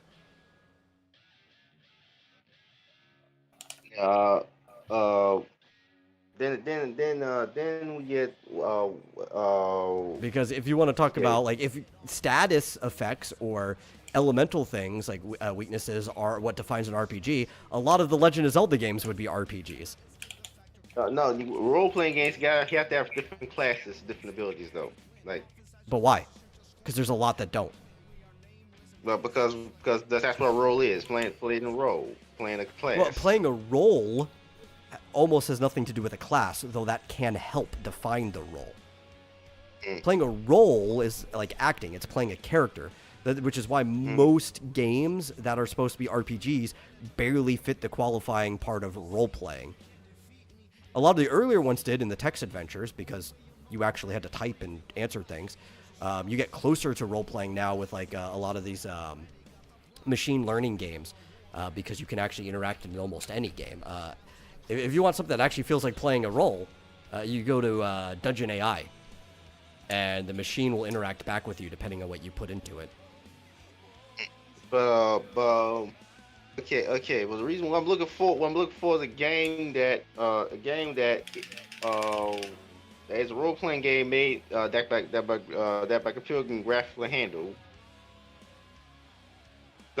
You could probably play. You know, it's a role playing game too. We're talking about a Western RPG that fits probably a lot of the things you're describing, but it's a shooter. Is Borderlands is an RPG. You even pick your class at the beginning of the game. It's the character you pick. Yeah. Okay, but I'm not gonna try Borderlands just yet. Well, I actually have a Do I have a Borderlands? I think I have like every Borderlands game except for Well, I guess Tiny Tina's Wonderlands counts as a Borderlands game. I don't have that one. I don't know if and when I'm ever picking that up. That'll probably be if it's ever on sale. Oh yeah, I've got the first one, Borderlands Game of the Year and Game of the Year Enhanced. Yeah, if you already had Game of the Year, they gave you Enhanced for free. Metal, if for a role-playing game you need to have roles to play, the character has to have, or no, the player has to have roles to play as a character. Does that kind of mean that Witcher is not fully an RPG? Or no, is it fully an RPG because you have to play as Geralt, as Witcher? If they give you the role you have to play, it's still an RPG. In fact, The Witcher succeeds slightly more than most RPGs do, in the same way that, say, like Mass Effect does, because it actually gives you choices as a character, so you actually get to pick what the role does. Yeah, you get choices on how to answer questions or whatever. Infamous is more of an RPG by the namesake than most RPGs are. Infamous even has stats. Yeah. Although, well, with a paper RPG or with tabletop, however you want to say it. Yeah, well, that's where the term role-playing game comes from, is from tabletop. Yeah, I know that, but I was just gonna say, with that you have usually a lot more options of what you can do, although it's probably still limited. Yeah. Well, wait. What's the best recommendation for somebody who really likes Batman Arkham Asylum outside the Arkham game? God, that's rough. Because I'm trying to think of something you'd be able to play, given on the era of things that ran well. Like, if you had a newer computer, there's a game my computer's it's Windows 10. It's not that old. That's the thing. Yeah, but you said it played Mass Effect 1 well. That's an old game. I know it plays Batman Yeah. Arkham Asylum well, but Yeah. well, but Well, it because I doesn't was play gonna Witcher say 2 well. the Lord of the Rings. What's it called? The first one was Shadow of Mordor, I think, and then Shadow of War was the sequel, or was it the other way around? Yeah, Shadow of Mordor was the first one, Yeah. and Shadow of War was sequel.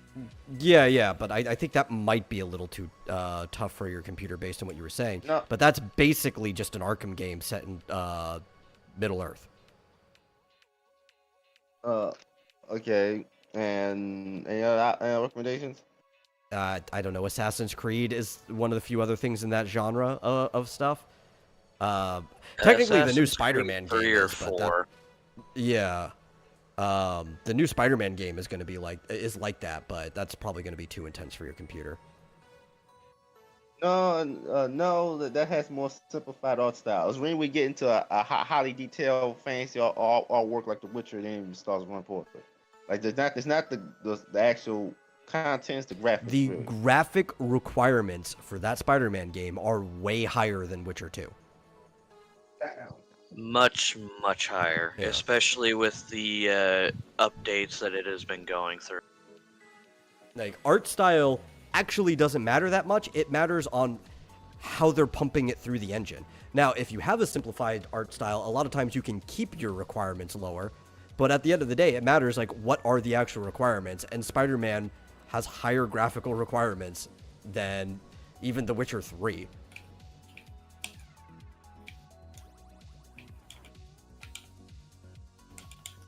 Let's see, we do have some things from the chat. Flit says, life is an RPG. Unfortunately, it's pay to win. Not necessarily, but yes, very easily, like, pay to win. Marsupial says, yeah, but you can earn the in-game currency if you just get good, Flit. Flit says, but it requires so much grinding. And Marsupial says, true. Yeah. Honestly, even in the cases where it's not pay to win, it still just requires so much grinding. Everything about the RPG of life just requires grinding in one way or the other. Yes, for sure. It's the most grind-heavy game out of anything. Yeah. And there's no cheat codes. Oh, I mean, there are, but we can't give them out to everyone. They're legacy codes. Yeah. See, and Flit says, if only game devs would actually optimize their games. I'm assuming he's talking about what we were talking about and not life. Though he could be talking about that too. But yeah, that is the case too.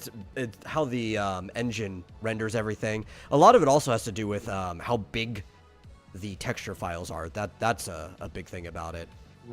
You can have a very simplified art style, but if you're having huge 4K texture files, it's still going to be rougher on a system than an older game where the files are just built for like a 1080p screen.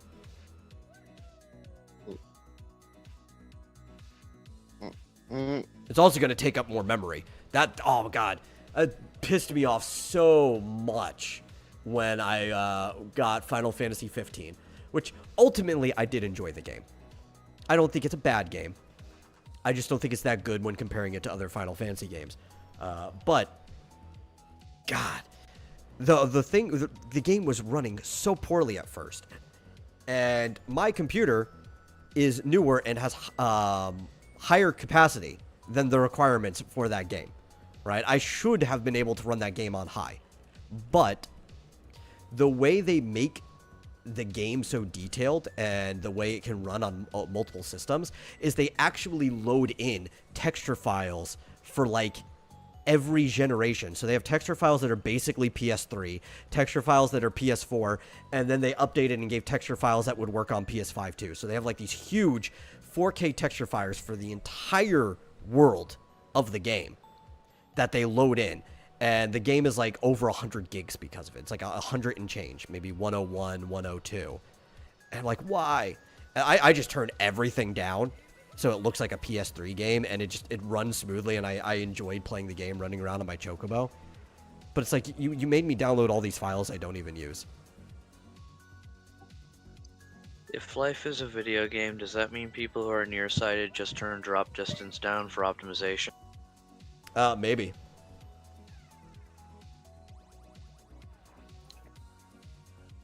They're what happens. It's not just the draw distance either. It's the resolution for some people. It just gets so low that it's almost like everything is anti-aliased.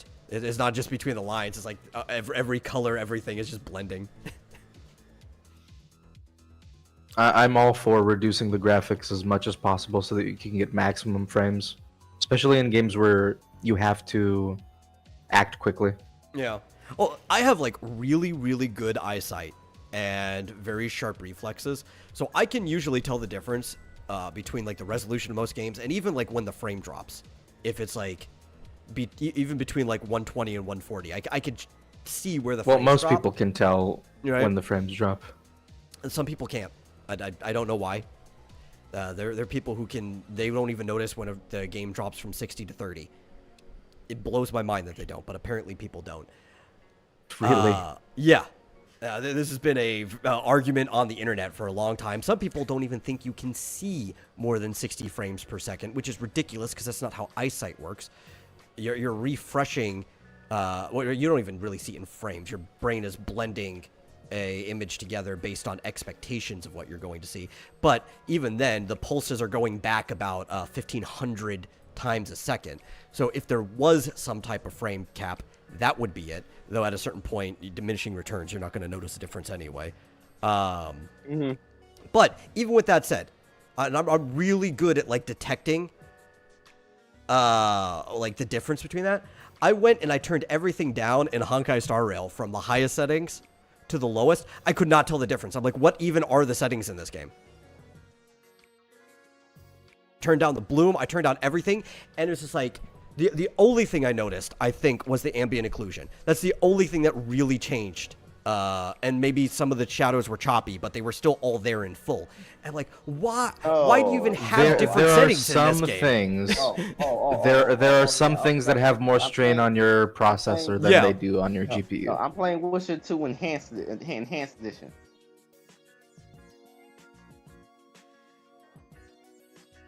So Yeah, they recently enhanced everything. That does make a big difference if you're playing the enhanced edition. Oh, that explains. Spider-Man still has higher requirements in the enhanced edition of the Witcher games. Yeah, Flitz says, what? Even I could see difference in frames. Yeah, I think you have to be slow to not see the difference. Like, I don't think it has anything to do with like how bad your eyesight is. I think it has something to do with your response time. Because what eyesight is expectation. And if you have a slow response time, that's probably influencing your expectation on frames as well. Because the only people who've ever said this have been fucking retarded.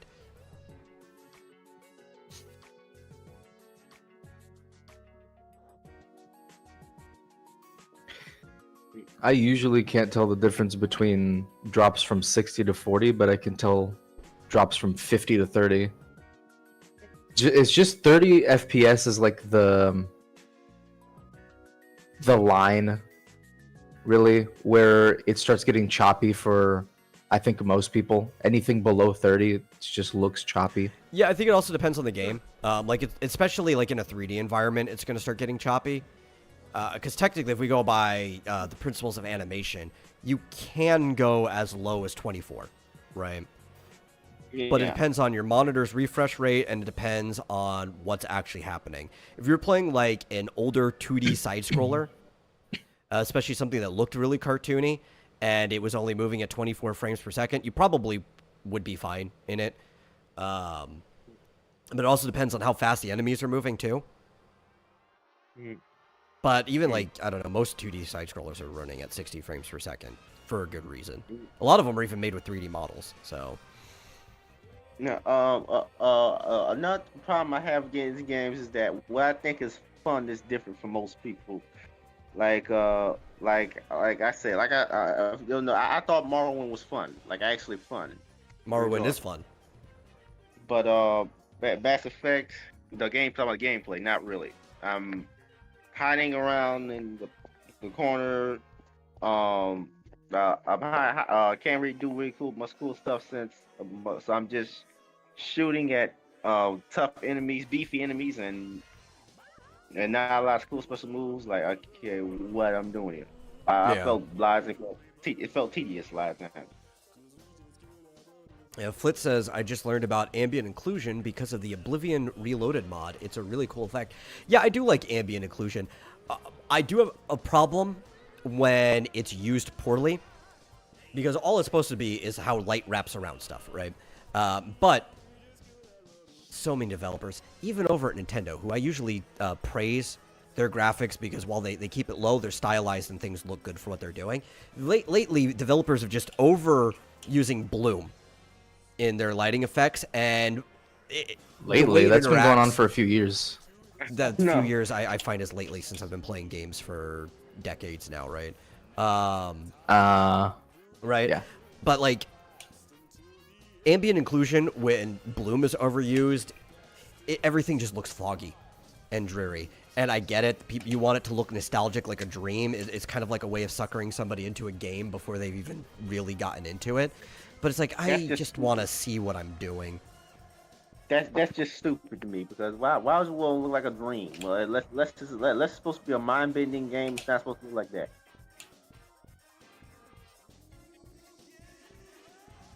Like, no. You want to be clearly what's happening. It's not. It's clear to see what's happening. Why are you trying to make it blurry? Well, I know in the 64, when they used a lot of, like, fog, like actual fog in there, it was to kind of, like, disguise the anti-aliasing and stuff like that. Between that and the fact that you're playing it on if you were playing it on CRT, between that you just wouldn't even notice. But like, a lot of it just, unless you're going for specific effect, it really just doesn't work a lot now. Yeah, it was disguise the view range. Same thing with Silent Hill. That as well, yeah. But you notice it when it's gone. Like, Ocarina of Time had a fog over, like, the whole game that was barely noticeable. Some people didn't even actually know it was there until they brought in the Switch Online version, and it wasn't there. And then people were complaining, it's like, why doesn't it look like I remember it looking? So they had to put the fog back in. San Andreas. Yeah. Yeah. The San Andreas, what was it, remastered? It's so ugly. It's so bad.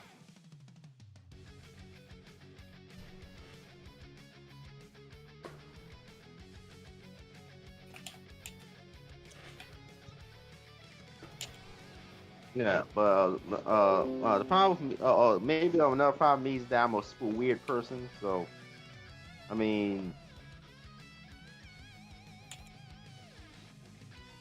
Oh, Flint has a question. So, what's your opinion on depth of field in games? I don't have a broad opinion on it. It depends on the game and how it's being used. I think there's a lot of games that depth of field isn't necessary for, but there's also a lot of games where it's really cool.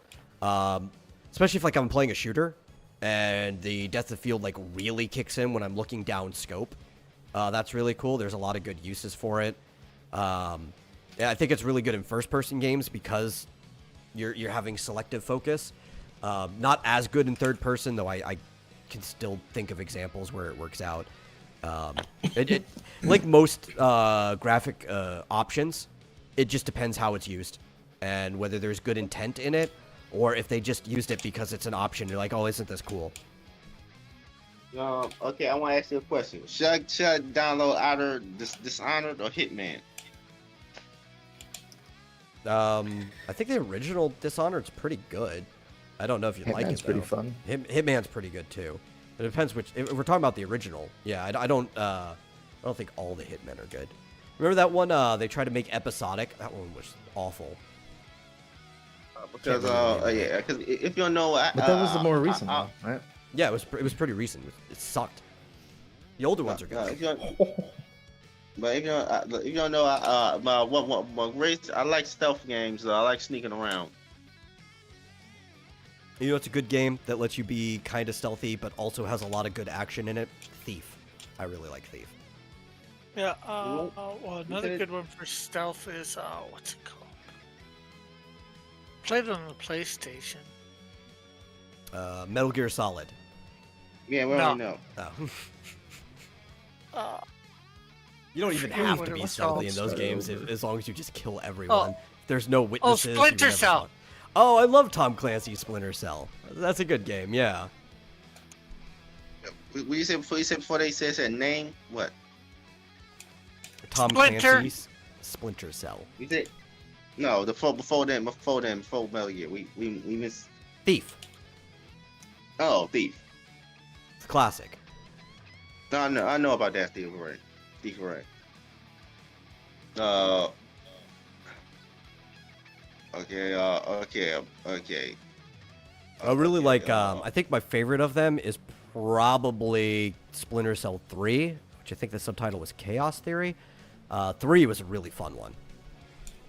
Yeah, but my ideal fantasy of playing the game is being the stealth trickster. So either a thief was also either a thief is also a mage or a thief was really good at engineering the environment to cause weird things to happen, bad things to happen to guards or something. See, I never understood this viewpoint, but you're similar to Buck in this way, and so he understands. I like to just play everything for the most part, like. Especially if it's a game that lets you play a role, I want to try like all the different options of the roles eventually. But when Buck gets into a game, he basically just wants to play the same character every single time in a game. He wants to play that like kind of tanky, heavy hitter bruiser type character for the most part. But it's just like that in like every game. I mean, we'll play a different way sometimes, but yeah. Well, more especially if the often game than not. forces you. I mean, yeah, fair.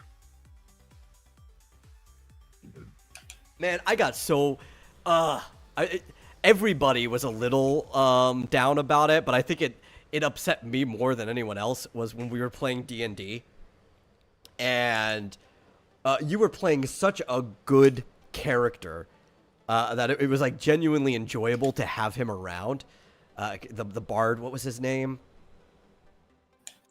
I believe it was Torel. Yeah, that was probably it. Yeah, The one that couldn't speak. No. This is different game. Oh, okay. Right. This was with my brother, right? And he was playing a bard who I think were you God, what are they called? I hate them. Tiefling. Tiefling, yes, you were playing a tiefling. I hate tieflings.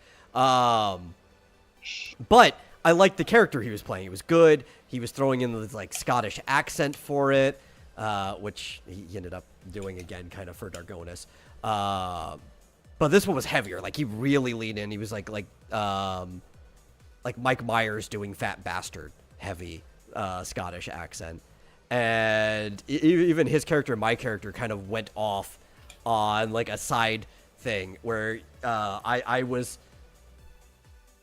telling everyone I was the Messiah. I was building a cult in that world, and he was being a bard too. He was helping me get women into the bar for us to just kind of like have our way with.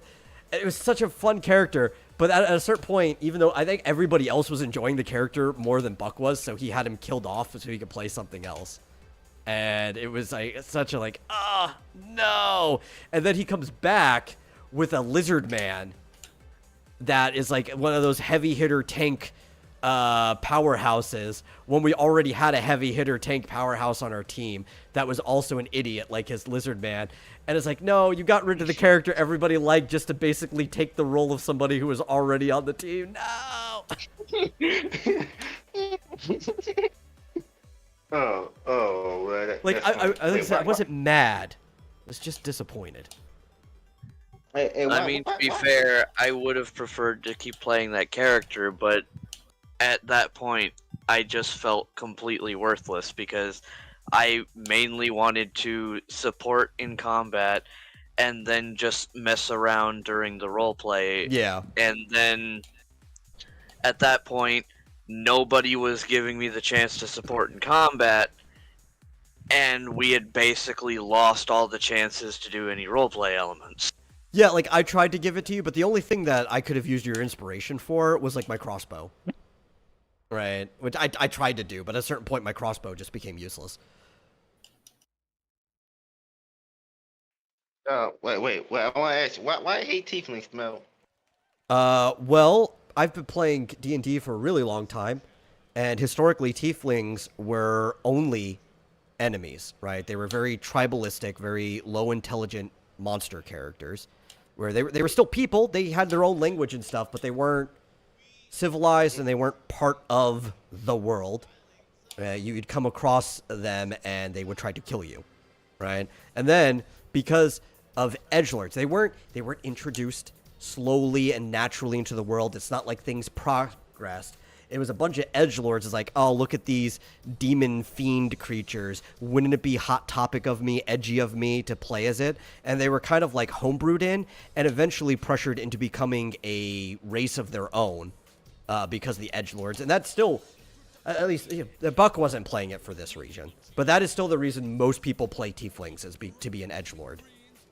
It's become one of the most common races for people to play. People say like, oh man, you're basic for playing a human warrior. It's like, no, actually you aren't anymore. You're basic if you pick a tiefling and play like a rogue or something like that. I always pick human and people always fucking judge me for it. See, Like no one's playing human. But at least you played I'm like the a only one tiefling playing bard, which nobody plays bard as a tiefling. yeah. Well, here's the thing. I was doing two things, and one of them was another thing that I didn't get a chance to do. One of the reasons I picked a tiefling bard was because I wanted the juxtaposition of a very hated race being an entertainer. Yeah. Well, Which was also one of my excuses for how he behaves. You were also fine with playing him the way that tieflings should be played, or even the way that like monster races should be played if you play them. It's the same way drawback that half elves and half orcs used to have and should still have, but they don't. And that is another one of my problems with all these like monster races or former enemy races being brought in, is like tieflings are just accepted in the world now. They're just a normal person you see, even though there's no lore explaining it. So there's no drawback to playing a tiefling, even though they look like fiends. Like the average person in most places should be wary of you, maybe even afraid of you, and be treating you bad. Yet they don't. And luckily, because we brought that up, and it was fun to play that way, and my brother, who was running it, was down for that. Your character was very skeptical about going into cities and stuff, where places that we went. Yeah, especially like there was even a part where we were like back in time frontier days, and I'm just like, this isn't gonna be good for me. But then it turned out to really not be much, because thanks to my accent, they just assumed I was a foreigner. Yeah. But like, if you're gonna play stuff like that, there needs to be drawbacks. And my problem with even those drawbacks is that they are drawbacks that races that already existed in the game used to have, but no longer do. Like, if you were a half-elf, you had to deal with the fact that humans didn't really like you because they find elves pretentious. And they see your pointed ears and stuff, and like, ugh, pretentious elf. But then, like, elves don't like you because they think you're impure, especially if they see, like, your facial hair and stuff like that. Outside of very few groups that think, like, oh, well, and it's very, very, very few. Like, you'd have to write them to come in. They're like, it is our mission to breed with the other races because that was the ultimate goal of unity. But most elves are like, no, you're an impure stain on our people. Get out. So you really couldn't go anywhere, you know, unless like you're a warrior and you go to a place with like orcs or like half orcs or whatever. Like, yeah, you're cool. We don't care what race you are. But half orcs had the same problem too. Like the fact that they are half orc and orcs are evil. They're just like, we can't trust you. We think you're gonna come in and kill and possibly rape all of our women. Well, half orcs are accepted by orcs, so in lore, so. Yeah, but those are like the only people that do. Yeah. And then half giants. That's the problem all over itself. Flint said a bard that couldn't speak would be quite a challenge to play. That's impossible. No, it's not Interpretive dance. You can literally just play the instrument. So there'd be certain things you still could do mechanically. If you are using your instrument to cast it, you could still use your bardic inspiration. You could probably what's that one? It's triumphant something. The basically the tuba boom. You know the one I'm talking about? The thunderous thing. God, why can't I remember the name? I know what you're talking about, but I can't remember the name at the moment. It's an AoE sound effect. You could still do that with your instrument.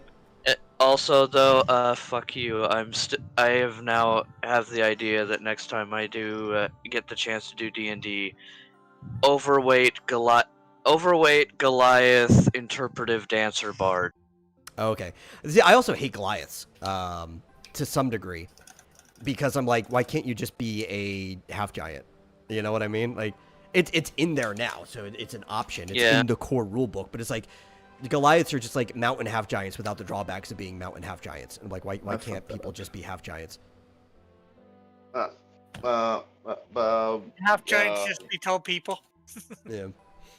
Yeah, actually, I have a D&D campaign I'm trying to set up on my Roll20. You don't know about that? Yeah, you've mentioned it a few times.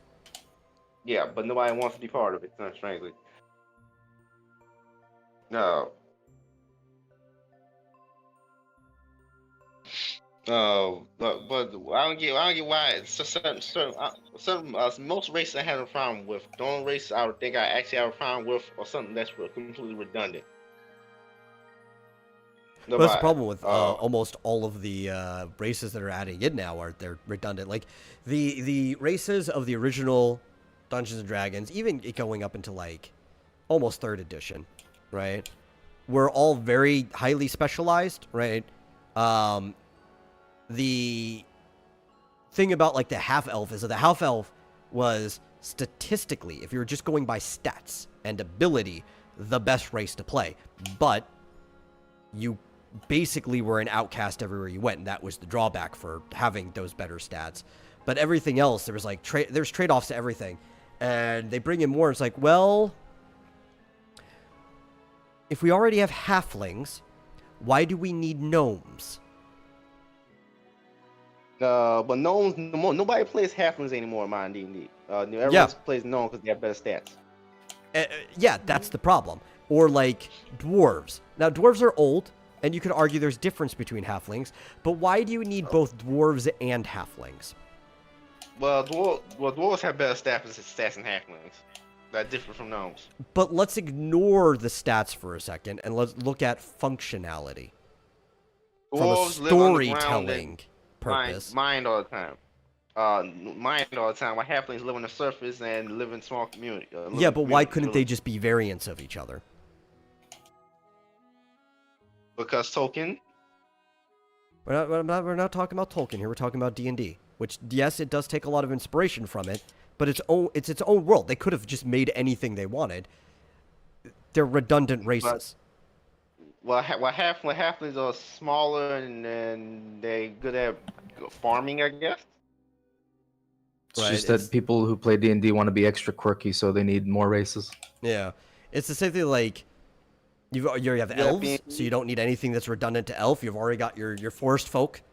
Whether they're in high or low society, doesn't matter. You've got, you don't actually even ever need to bring orcs in because having half orcs solves that problem. So orcs can just remain monster enemies that are evil, but you can get along with them if you trade or convince them otherwise. Evil people don't just kill people nonstop. They have goals of their own, so you can negotiate with people. Yeah, I know. But like every race has a purpose. Why do we need redundant races? Now, yeah. The halfling is artifact of just copying Tolkien. Yeah, because it really is called Hobbits first edition. But now redundant race something like did you know there's multiple fish.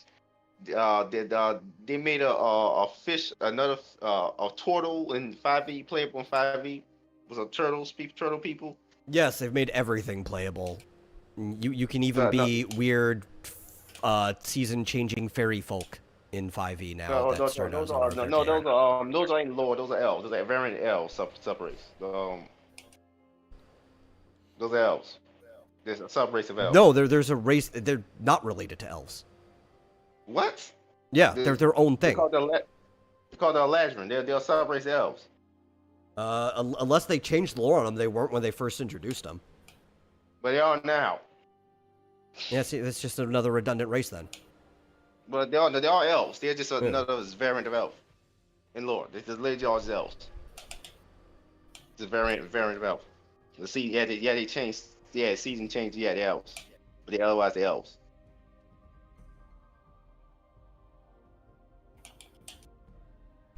I don't know. 5e is kind of just trash anyway. I like 5e, but this upcoming D&D 1 thing is gonna be crap because. Oh, I'm sure it's gonna be crap, but I don't think it's gonna be that much more crap than 5e. I think it's gonna be roughly just as bad. They're taking away so much lore for war purposes. But well, that was the problem with 5e too. They completely changed like all the lore. Wait, no, they didn't. Yeah, 5e is like really different from 3rd edition, and nobody cares about 4th. 4th was so bad, basically everybody skipped it. Yeah, a lot of lore is the same actually. A lot of lore is the same actually, or at least they couldn't mention all of it because it's so much limited page space. There are some things that got changed, like the flump, for example. Flump got changed. The flumps are not playable though. Do you know the flump? Well, I actually brought up a big change from the lore. Originally, tieflings weren't part of regular society. Yeah, but that's there's a lot of stuff in lore that was changed retroactively to make a lot of what they wanted to work. Okay, but I have no problem. No, I don't think anybody has a problem with that though. Like tieflings. Okay. Tieflings are a joke. Always have been. Not to me. Not to me. Not to me. That's how you feel about Azamar? I don't like them. They're basically the opposite of tieflings. They're half celestial. Yeah, it's another race that doesn't really add anything to the game.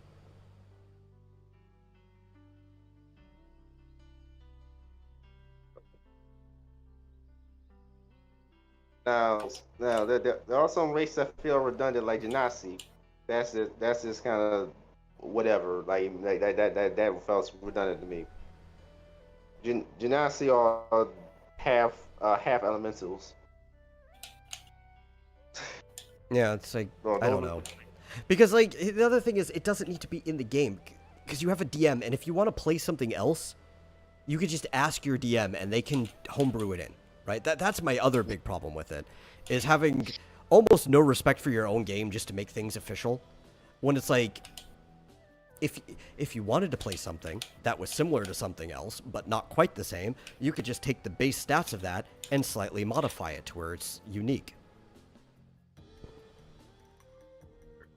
They actually tell you can't do that, but they just need to publish a lot of stuff, and publish new spells too hard. So just make this bunch of new races. No, they made a lot of new spells too. Especially in 5e, it was Tasha's Cauldron of Everything, I think was the name of it. And there was also Xanathar's big guide. I have all the books on PDF. Yeah. I have all the 5e books on PDF. So I know it ain't. I also have to piss. I'll be back. Okay. Yeah, but 5e I have no problem with is this new woke stuff. They actually taking out a whole bunch of stuff. Like, yeah, so like some like you can't have inherently evil races and stuff. Like what? No one can be evil. Everyone's good. This makes no sense. No sense.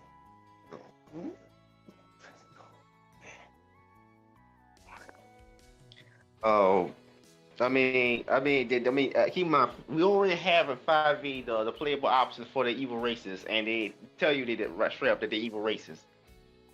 The evil races, like orcs and goblins, do have stat blocks for if you want to play as them. So again, these are just options. To me, more options is not bad. Yeah, but that's the problem though. You can't have evil races. That's not PC, man. You can't put that in your game. So all races have to be playable and neutral until the person playing the character decides what the character is going to be. Yeah, that's this new next edition is called DD1 is gonna be doing, which I'm not following that. Like not going to that. That's that PC like. Even orcs, it's like orcs are supposed to be warriors, and they're supposed to be inherently warmongering. Yeah, which evil and depending, stupid. Evil and stupid. And then people orc- started comparing orcs to black people. What? Why did you Well, make that I never got comparison? that. A lot of people made that comparison. No one made that comparison before, but people started comparing that, and then they were like, "Well, now we have to roll back orcs being evil. We have to change the thing." It's like no one said it's it. because No one said it. The people who were saying this were the only actual racist people that were saying it. They were projecting it onto everyone else. Yeah, 'cause Yes, I know obviously. myself in North. Split says, I heard. hear you. I can't imagine anyone wanting to play as a goblin. And then he puts the eyes emoji because Flit usually uses a goblin as his avatar everywhere. He likes the little gobos. Well, Draws a lot of goblin women. Yeah. well, I would play as any race as long as they think of interesting characters. Interesting for me to Well, play. so I think the Like, storytelling matters the most. I was running into this problem when I was designing my own tabletop RPG, which I will get back to eventually.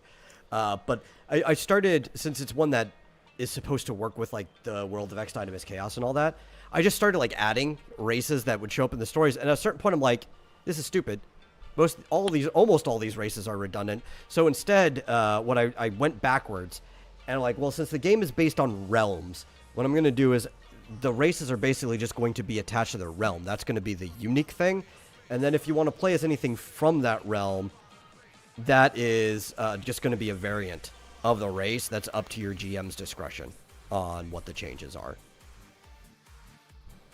Maybe I'll put like some suggestions on like the on the site. I'll have tabletop options and stuff set on independent article pages. I'll put some suggestions for like if you want to play this race in the RPG, here are some suggested changes to it. But basically, it's just going to be: are you man, which just means you're from Midgard? This is how men work. Are you from, I don't know, Vanaheim? This is how Von work, right? Like, and that's going to be it. And then everything is just going to be variations from that, because otherwise it's like everything's going to start getting redundant, and it's better to have just a strong core set of mechanics and then let people homebrew it from there. Even in my own personal world building, I have 10 species, which I already think is a lot. And this isn't specifically for an RPG, but it can be used for it.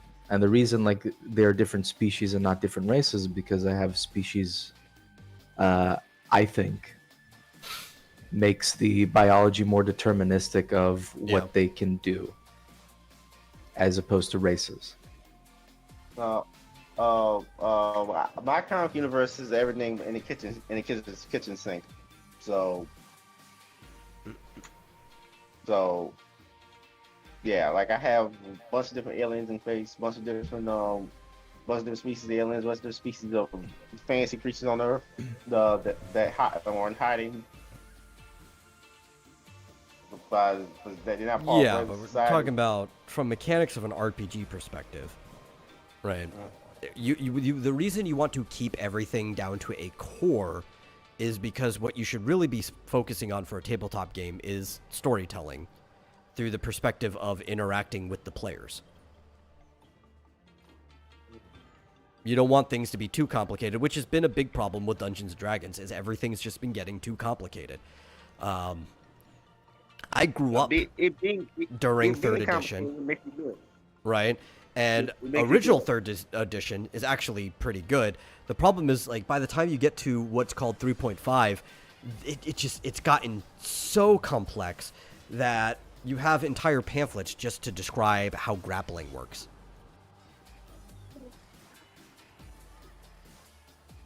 No, that's too complicated. Yeah, I get it. Yeah. You want to find a But- sweet spot. No, but to me, more options is good. It's better. So I actually But like. what does that mean by more options? Because the more you codified things, it's actually less options long run.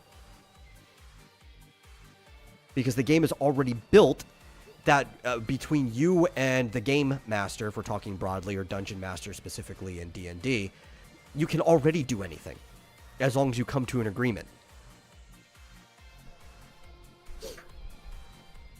Yeah, dungeon master decides what happens in the story. You can basically just make shit up. Yeah, if you I want to did even play a something new in a- class, you'd be like, I want to play samurai. Well, there's no reason to make a samurai class. That's just fighter centered around samurai-based things. So you can like limit their weapons. You'd be like, okay, well, we can also give you slightly more dexterity than strength to compensate for that, or like buffs for that. Like you could just alter something that's already there, and you have total freedom. A friend of mine was designing his own tabletop RPG, and he made a universe that's more futuristic. And then he added a lot of fantasy creatures, one of them being the Lich. I asked him, hey, can I be a Lich that was born way back in our own real-life history? Yeah. And because his tabletop system included real-life history, he said, yeah, sure, but that happened like so many years ago, millions of years ago. And I was like, all right, yeah, that works. You'd be So a I fish out of wrote water, my which could be fun. characters, yeah, very much fish out of water. I was literally just didn't know anything technology wise, and the DM was fine with it. He rolled with it because I wrote my character in such a way that he was supposed to be fish out of water, very old fashioned sort of person. We kind of glossed over the fact that I could understand what everyone was speaking, even though language probably changed a lot in that time span. But other than that, it worked perfectly, and it was because I told the DM I want to make this character that he was like, okay, and you could just put that there because that's an agreement. If you can make it work, you can make it work. Hey, Chad. Yeah, I was about to. I didn't want to cut Imagine off, but yeah, Chad's here. How you doing?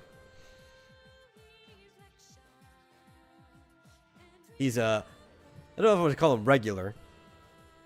An irregular? He's been around a lot, but you can't always make the schedule. Yeah, I haven't seen him in my chat in a while, but But he's a that's friendly where face. yeah. I think that's where we got to know him. Mine, although he might have come from somebody else's over to mine. That we know, like, I don't know, Mike or Ethan or somebody like that. He's doing all right. That's good to hear. Yeah. No, wait, Flit, when I get my game up and running, you can totally play as a goblin. You'll just have to be a variant of a dwarf. Because they would probably come from the same place. Oh. They'd still be goblins. It was just like the core mechanic would be a variant. Because what are goblins? They're tinkerers that live in a realm that's basically underground.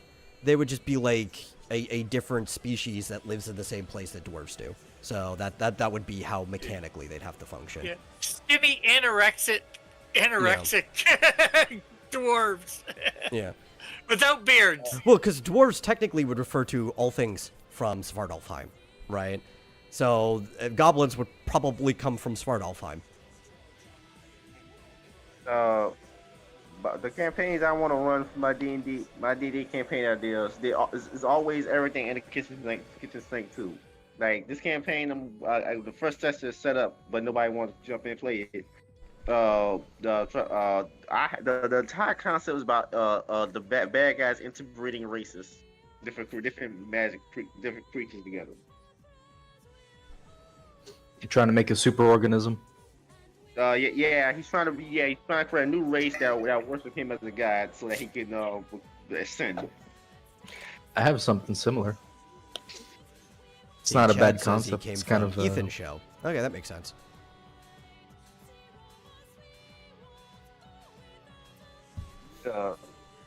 Basically, the villain this campaign I'm trying to set up is breeding fey creatures and demons, and he considers elves fey creatures.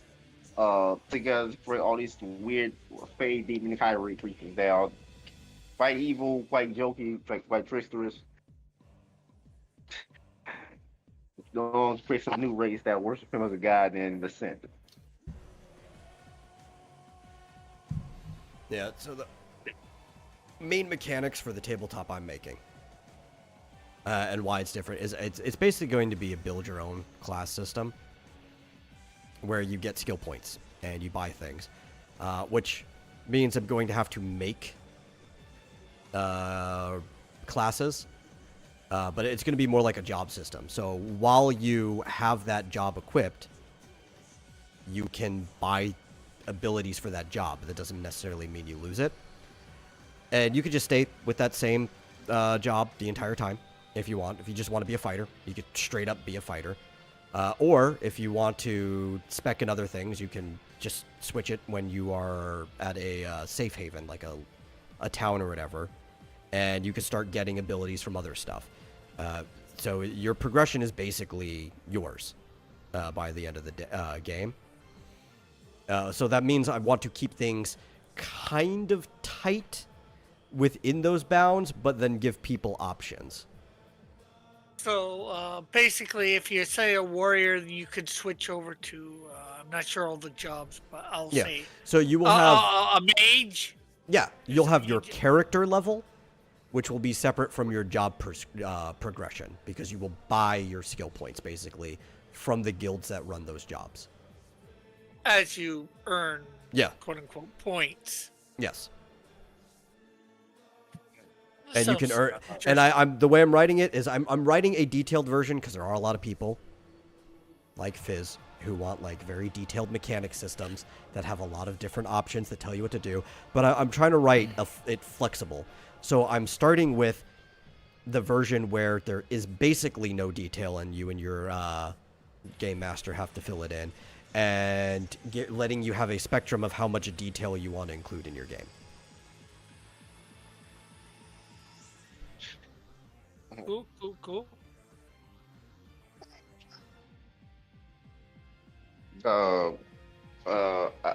you don't know, I actually had the idea to work on my own RPG system as a sci-fi RPG recently, like this year, early this year. By saying you ain't done with developing yet, or not even close. Not even close. It's basically it's the post-apocalyptic planet Earth in the future, where we got cities that are just like a stereotypical cyberpunk cities, and they're post-apocalyptic wastelands outside the cities. Yeah. And there's some humans fixed, and they're aliens. Is this the same game, Megan? No, that's no. Definitely not the same game. Magic. Okay, I didn't think so, but you know. Yeah, this is Metal Gear Rising. I'm gonna give you some advice. Because I'm somebody who juggles a lot of projects, but the thing is, like, I've already got stuff out. I would say probably pick a project and stick to it until you at least get one thing out that people can see, right? Because a lot of with, like, my juggle, people forget the fact that, like, where is it? I also already have, like, a full book out that anybody can read. So it's like, juggling projects, I've got things out that build up and people can engage into it. You don't want to be in, I've got all these ideas crafting things forever and not actually getting anything done. Yeah. Ooh, me.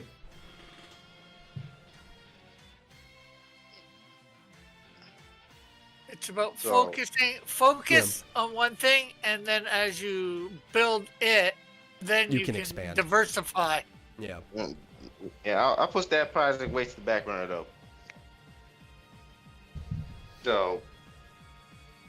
Well, I'm basically done doing the world building for what I want to do, but I'm mostly focused on my comic universe and you better be how to get it started. my next hurdle now is deciding on a story, like concrete.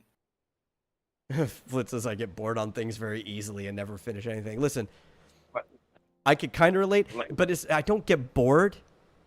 Right? It's that itch of, but there's also this other thing I want to do too.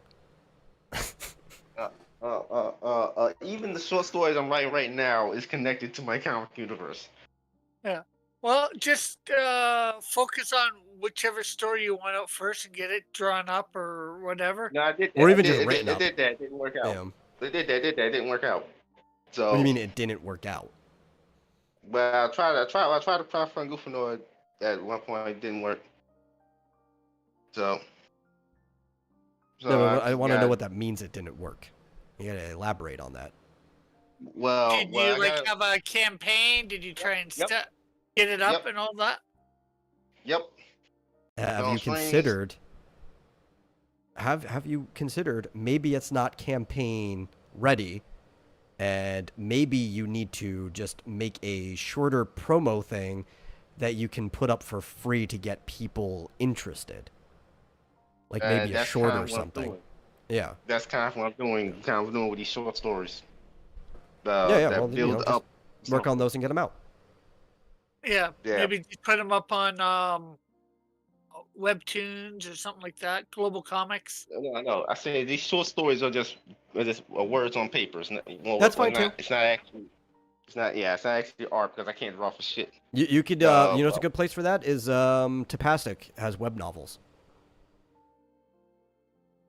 Well, I'm also trying to experiment with 3D art because I can 3D Mm. sculpt well, but I can't draw.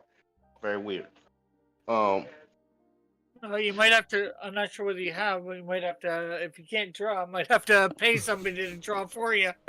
Yeah. Exactly. But I said I can 3D sculpt well, but I can't draw. So I'm gonna have I might have a 3D comic. I was thinking about doing a 3D web comic called Fakker's Quest that I actually part way design the characters for. Where I just basically crap on Isekai and that's it. Yeah, I heard about that. I don't know if that's going to be very successful. That was the entire point of that because I have watched.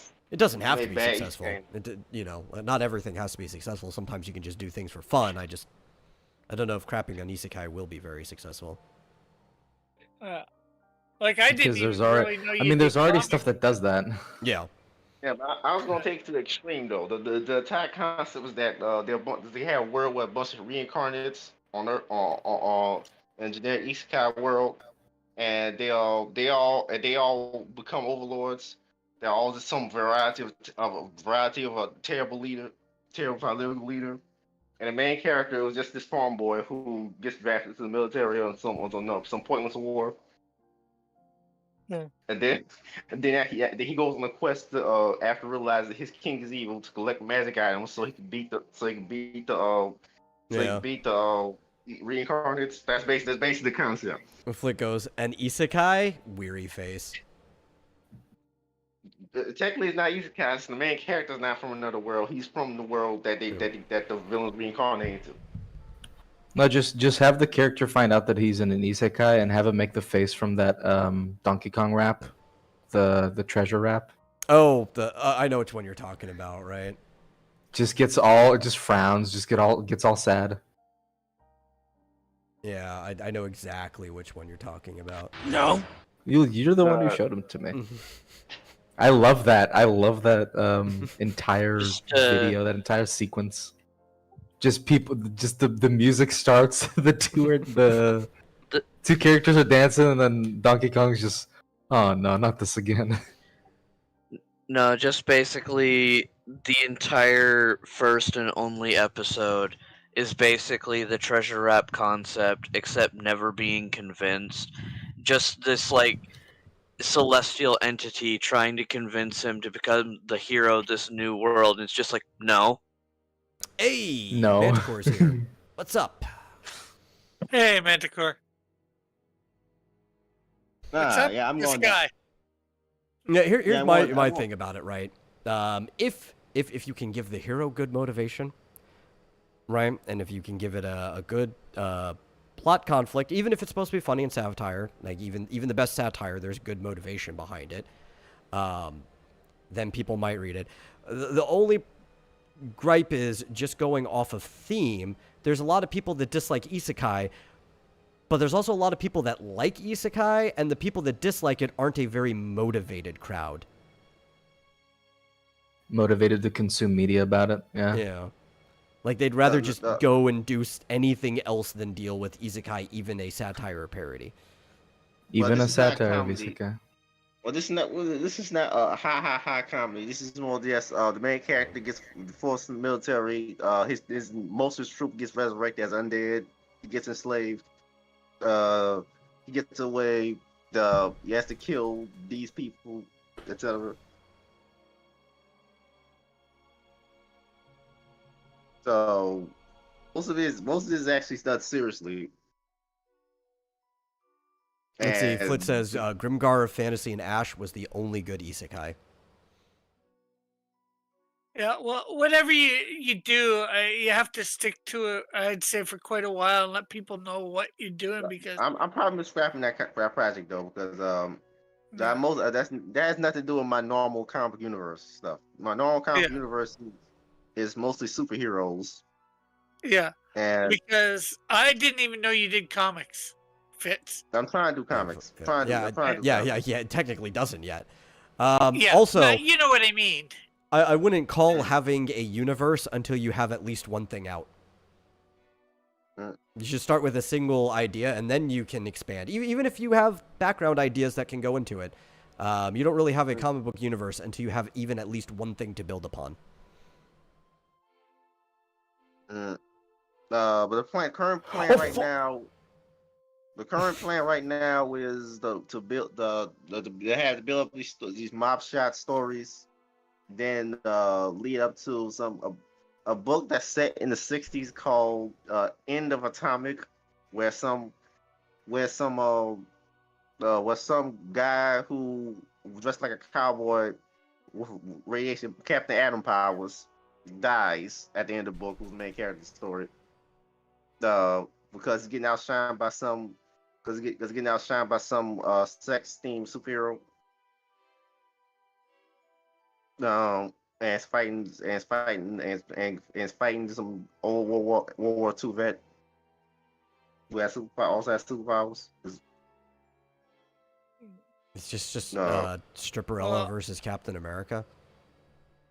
No, it's not. No, main character's like Captain Atom, but just like a cowboy. But he's fighting against some guy with electricity powers who's from World War II. Electricity powers. He said sex themed. No. There's another character in the story who's a sex themed. Sex themed electricity powers. No. There's another character in the stories like Power Girl, but it's and it's trying and leading the hippie movement. And it's leading the hippie movement. And they both compete for attention.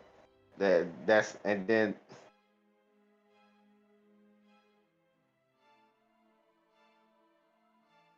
that's the idea here. It's called End of Atomic. End of Atomic. It's basically is some '60s cultural commentary thing. Well, if you're trying to do something that is cultural commentary, then you're gonna have to do a lot of research. You want to talk about the one type of thing where heavy world building's involved. It's when you're doing a period piece and have to learn a lot about that period. I mean, there was a lot of that time, so I don't have to do that much research. Trust me, I would be doing a lot of research even for times that I was alive, let alone people I knew were alive. Because memory is pretty faulty. Well, the other thing I would suggest is, I'm not sure whether you've got your own channel or whatever, but I do. getting live or whatever, putting up lots of videos on there about whatever you're doing. Because that's how Building an audience.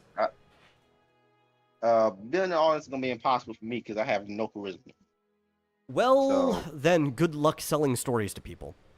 Right? If you don't build an audience ahead of time, then you're probably going to have to go into that like webcomic or web novel route where people might accidentally find your stuff and start building it, but you're going to have to build prior to launching anything that's going to be worth money. I'm gonna start just making edgy stories that shock people by riding off something that's popular. Like like I think after that started recently by doing some book parodying Common America in my comic universe, and somehow it didn't have them all get killed. Sometimes it's anybody not read about that? how much charisma you have. It's just putting yourself out there for Yeah. people to see. Like, I don't have well, sometimes I have some charisma, sometimes I don't. But No, I Rick, put myself what you out have, there. what you have comes from the same root as the word charisma. You have what is called charm. There's a certain charm to you that people like. Yeah, What? but No. but it I was don't just putting myself out there What, and talking about me? No. sort of finding it.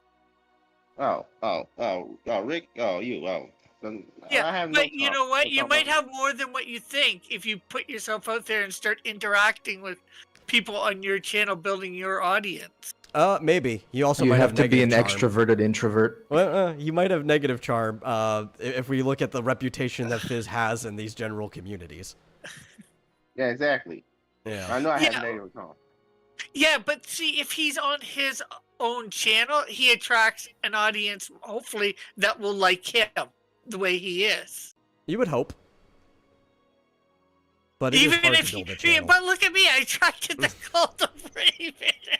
I did. attract all the trolls, the good-natured ones, but still at the same time. If that's not an audience worth having, the good-natured trolls. See, Flit says that he agrees with me. He wrote a short story a long time ago that took place in southern France during the French Revolution. 90%-ish of the time was spent on research. He even learned some Occitan just to make it feel authentic. And Flit says, don't feel bad. I have negative charisma too. That is a lie. Flit has what's called negative esteem. He has a passive charisma check where just because of his voice, women melt. We don't know what exactly the property is. It just happens. Yeah, I listened to you when you were on, what was that, chat thing? D-Live. D-Live, yeah. Yeah. I liked your stuff on D-Live. The thing with me is I'm making superhero comics or trying to make superhero comics based around concepts that no one's really interested in, or Oh, okay. You don't think? Catch yourself right there. Catch yourself. I want to make something around a concept nobody's interested in. You've already limited what your audience is going to be. You've doomed yourself. Look at me. I'm Yeah. making Christian superhero comics. There's that. That is a Yeah. very limited market. That's rough, buddy. And it's not bad to go to a niche market, but you have to understand that's exactly what you're going into when you do a story like that. Yeah, and I Be do. real with yourself. Yeah. because my main superhero is a clown named called Goofanoid, and he's fighting a bunch of horror themed villains. And then I also have a 12-year-old boy who's the main protagonist in the R-rated superhero comic. Also, you're looking at your stories we had a discussion about this, Fizz.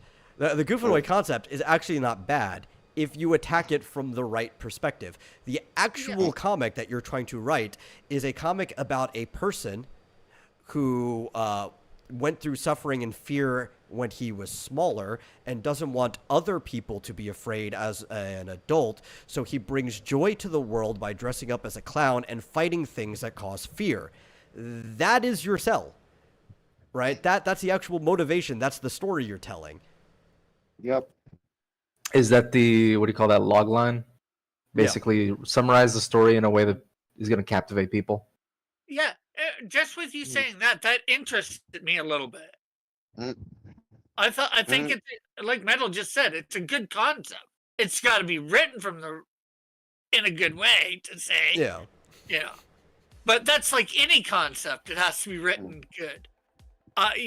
The thing is, like I said, I think you need to get yourself out there. Yeah, you're getting on shows like this, but I think you need to get your own show as well and attract your We audience. also need to actually get concept work out there too. Yeah, that too. But That's a big thing. they do that in his channel. Yeah. You know? Yeah, and you can make People's- videos, short form. The thing about, like, you don't have to do things live. You're talking about not having charisma. What a lot of people can do when charisma's not always a word, but it's the broader subject. If you don't have the ability to improv, to wing it, to like actually do public speaking, you can actually always just write a script, record the lines as many times as it takes to get it right, and then you can edit things down to where they sound good, and you can have short, concise videos that actually show things to people. And Marsupial's like, am I the only one who thinks of Freakazoid when I hear Goofanoid? No, I think of Freakazoid every single time. I love Freakazoid. It's a great character. Yeah. That's kind of the point. That's kind of the point. Even though I didn't see Freakazoid until after I thought of the concept. Yeah. Well, after. Yeah. Some people yeah, just you roll a don't- 3 on you don't- charisma. That is true. You don't have to do live videos. I just said live streams because I do it. Yeah, but I think getting yourself out there making videos about your stuff, maybe even do some fan art, well, you're not an artist, so I'm not sure what exactly you could do for the art wise, but you got something to get your No, I'm trying to do. I might try to do 3D stuff, but that's 3D's all I fine. can do. I think Yeah. every writer, even if they're really bad at it, should at least be doing some concept art for their stuff. Which, I mean, Rick, you do a lot of your art. But because if you do any form of art, you understand what the artist wants more. But also, it's a lot easier to convey your concepts to people when you already have even rough art of it than it is to just describe it. And you can do 3D art for that. That's a perfectly reasonable way to do it. Flit says, I keep all my long-form content in my pants. And Marsupial says, let's talk about what's in Flit's pants. The long-form content, I mean. Same, but that's reserved for a very select number of people. Not everyone can handle long form content. Well, I have public long-form content too. Those are the streams, but the stuff in the pants, again, is a very, very select number of people get. Does not get to go on streams. That's a TOS violation that I don't think any of us could survive. yeah.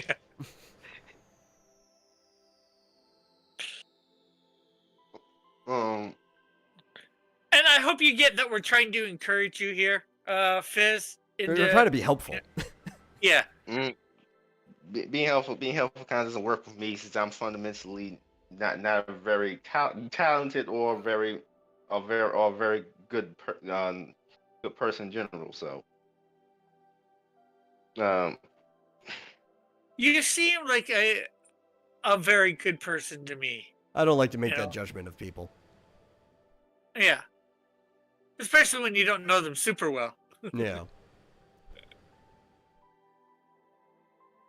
Marsupial says, it's not the length of the content, it's what you do with it that matters. If we're no longer talking about what's in the pants, which that actually is kind of true for video content and other content. There's a lot of short form content that does a lot better than long form content if it's just very well made. But when it comes back to the content in your pants, she's probably saying that to make you feel better. Heck, as Metal might know, I've been doing a lot of short videos lately. 5 to 10 minute videos. Yeah. It's just in me remastering Canadian Shield 1, or it's been in coloring Canadian Shield 2 or Snowdrift. It's just to get content out there, and just show people my stuff that hopefully might get them interested. Me personally, on my channel, I just don't do content for the most part. Yeah. Because, Well, that's because- probably because why I you don't- have no audience. No. I might do about something once a month or something because, or some twice a month because I have to care about something in order to really talk about it. And imagine talking about something I don't care about at all, like whatever. Oh yeah, I do that all the time. Whatever, Yeah, every time he's with me, I mean, we're talking about world building, he could not care less. Yeah, for the most part. like, I just couldn't. Imagine making a video. I'm trying to be motivated to make a video that's about something that I don't give a damn about, like the latest MCU movie that's not good. Okay. Yeah, well, I'm not telling you to make content about the latest MCU thing. I'm telling you to make content about your the stuff you're trying to make. But I'm gonna do that. I have no art for it, so it's gonna be a blank screen or some. Just bring up the text. Bring up Google Docs and just explain. Do you know what kind of weird content people watch? Okay, it doesn't have a lot of views, but it actually does good for that channel that nobody watches. It's probably the most viewed thing. I did a stream that was literally just a brainstorming stream for a radio play that I was going to make that I'm almost done writing. I should go back to it. It was one of the reasons I haven't finished it is because it was one of the options for the pulps in the magazine. So I'm like, I'm going to have to rewrite it anyway if I turn it into a pulp. I might as well wait to see if that gets picked or not. So I'll probably just go back and finish it. But we did a whole brainstorming stream for writing a radio play that was like 3.5 hours, and it was mostly just people bullshitting while there was words on the screen typing together in like Google Docs, and people liked it. Like, I don't know. There's a small audience for everything. I don't know how well it did. I can't remember, but there's a stream that was on my stream where that we wrote me a and Metal script. went. Yeah. You could just write the script online and, on air or whatever. Just bring up Google Docs or whatever document, and just write the script and tell your process as you're doing it.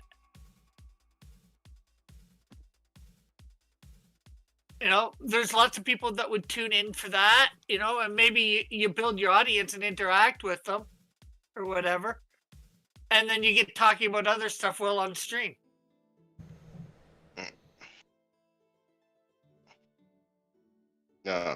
See, Manticore says, "What a novel idea." Baby start. Okay, I got an idea now. Maybe I do a video series on all the aliens that's going to be in my current universe, one on each individual species. It also doesn't have to be videos. That's the other thing. You don't have to do video or even audio content. You could literally just start like a WordPress site or whatever and just make a blog about your updates until you have actual stuff to show people. You could do written content. Written content is actually still a thing on the internet that gets lots of clicks. Yeah, blogs are a thing for sure. Yeah. I have to go share it on Twitter. They're on Twitter. That's the problem though.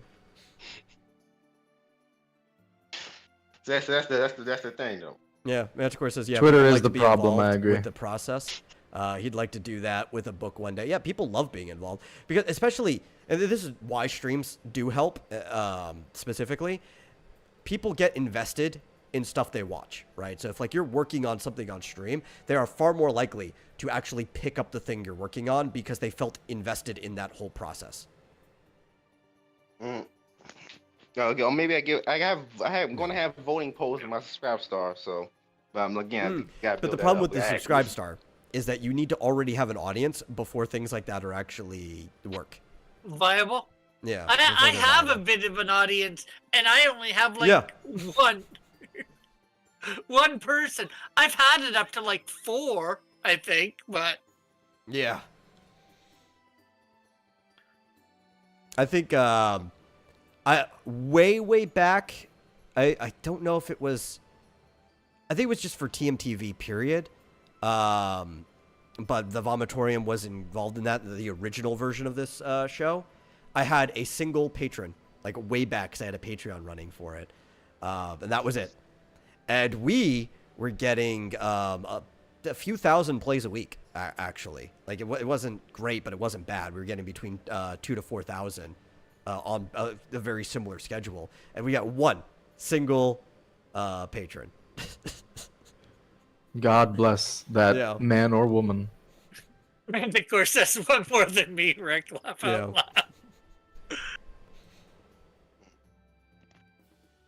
And I don't know if I ever got a payout either.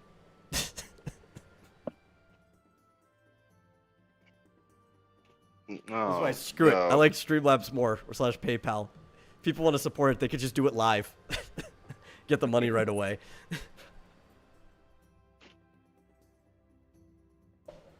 Another weird thing with my comic universe is that there's a tonal difference because some properties I plan to be aimed at like a general teenage audience, and some things are just rated R. Yeah, well, that's the great thing. If you're doing a channel that you say is, for over 18 or adult or whatever, you don't have to worry about that. Like back, the whole thing for YouTube and the kids stuff happened while I was on YouTube, and I've just said, as much as I want my stuff to be in kids' hands, and I think it's, it's good enough for kids, I just said, so I don't have a problem with that. Just tell my stuff is adult. Or 13 and up, or whatever the thing is on YouTube, So I don't have a problem with that. Flit has a thing. He says, the best thing when it comes to streaming is to be entertaining. That is true. The actual content almost doesn't matter if you're entertaining enough. But also, streaming isn't the be-all, end-all, and it's really only successful for a few, which I agree. If anything, right now, the Vomitorium is probably the least successful thing that I do, but it's fun, and I like building it up, and I like interacting with everybody, and it's cool that we do it like twice a week. Yeah. And it's building your audience, too, your reach, if you weren't doing it, none of us would be here right now. Yeah. And then, none of the people in the audience would be here to hear about all of our stuff. Whatever we're doing. No, they'd probably be off doing something better with their time. This is true. I choose to be here where I have except for Flit. He moment. clearly has nothing better to do with his time. Yeah, he's not talking much, is he? I just kind of joined on a whim. Yeah. Oh no, I'm not talking you. I'm talking Buck. Flit. No, I just thought said, he's. No, yeah, Flit. Buck is always around. Yeah. Buck's never Buck's been much around. of a talker. Like we'll have really engaging conversations, just the two of us. But in group settings, he's kind of always just kind of sat back until he actually has something to say. Just fair. And of course, damn you, metal! And Flit's like, it's true! Oh, How could you I gotta expose say the this. man like that? Look, I'm reading the gameplay summary of this Dishonored. I gotta play this. All right. See, right my alley. Yeah, I thought the original Dishonor is pretty good. I haven't played the sequel, but I haven't heard as good things of it.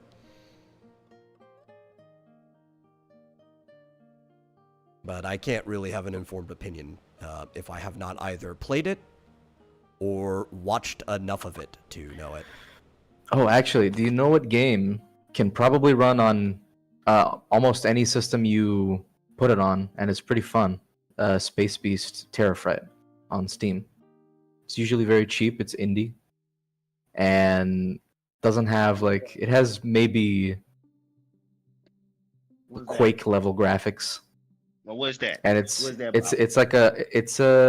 you're in a spaceship. There's aliens. It's like Colonial Marines. That's not a very good selling point of a game. Well, I can show it because I'm streaming. Colonial Marines was a horrible game. I'm speaking of the Colonial Marines as an idea. Everyone knows that that the Alien series had the Colonial Marines that would just come in and shoot aliens. Okay. As a concept, that's what the because there's a game. Yeah, not the called game. Alien. I've never played. Horrible. No, I've never played. Yeah. Yeah, Aliens Colonial Marines was a complete and total disaster. Probably in the every worst sense of thing the word. Gearbox has ever made. And they made Well, Space Borderlands Beast 3, so Terrafright is that's a lot. roguelike. It's just a roguelike sort of dungeon crawler type of game, and you just shoot aliens in it. And there's Well- multiplayer. You can play with your friends as well. Manticore. I did that almost for the Canadian Shield one. Producing I the drew it entire all on book. stream. Yeah.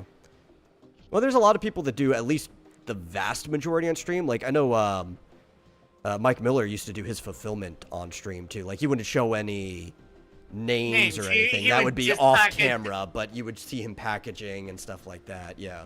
Yeah. I haven't done the fulfillment, usually on stream, but Oh, when I get to the magazine, I probably will at least do the fulfillment on stream. There's a lot of stuff, especially because I'm trying to have as much as I can get done before we even start production, that I probably just won't do on stream. A lot of it's boring anyway. Like, yeah, you could watch it. I guess I could talk to people, but like, the pulp one is already written. The only difference is I'm going to go back and do like another draft of editing as I drop it into the pages. But it's just going to be until I get the pictures. But I'll have blank template spots for the images that'll go in there. It's just going to be copying and pasting already written material into the columns of the pulp pages. Which also means that I probably won't be talking too much because I'll be reading the stuff as I'm pasting it in to make sure that I don't have any errors left in it, you know? yeah. Very boring to watch. Heck, Canadian Shield 3 is probably going to get a lot of shorts because... Oh, yeah. Because I'm planning on doing the drawing and the coloring for it. Well, pretty much everything. Yeah. You know, and that will be restart. Well, technically I've started it, but I'm gonna restart it in about a week and a Rick, half. promise me that when you'll at least thumbnail and sketch out your panels before going to lines. Yeah, I've already pretty much, thumbnailed. I'm not sure what you mean by thumbnails. Like, I can show you here in half a sec. Well, it's like, yeah, I think Dillard brought this up too. We were watching you draw something on stream recently. We were in call with you, right? And you just kind of like went straight to drawing the lines of the characters. Like, Rick, you didn't even sketch.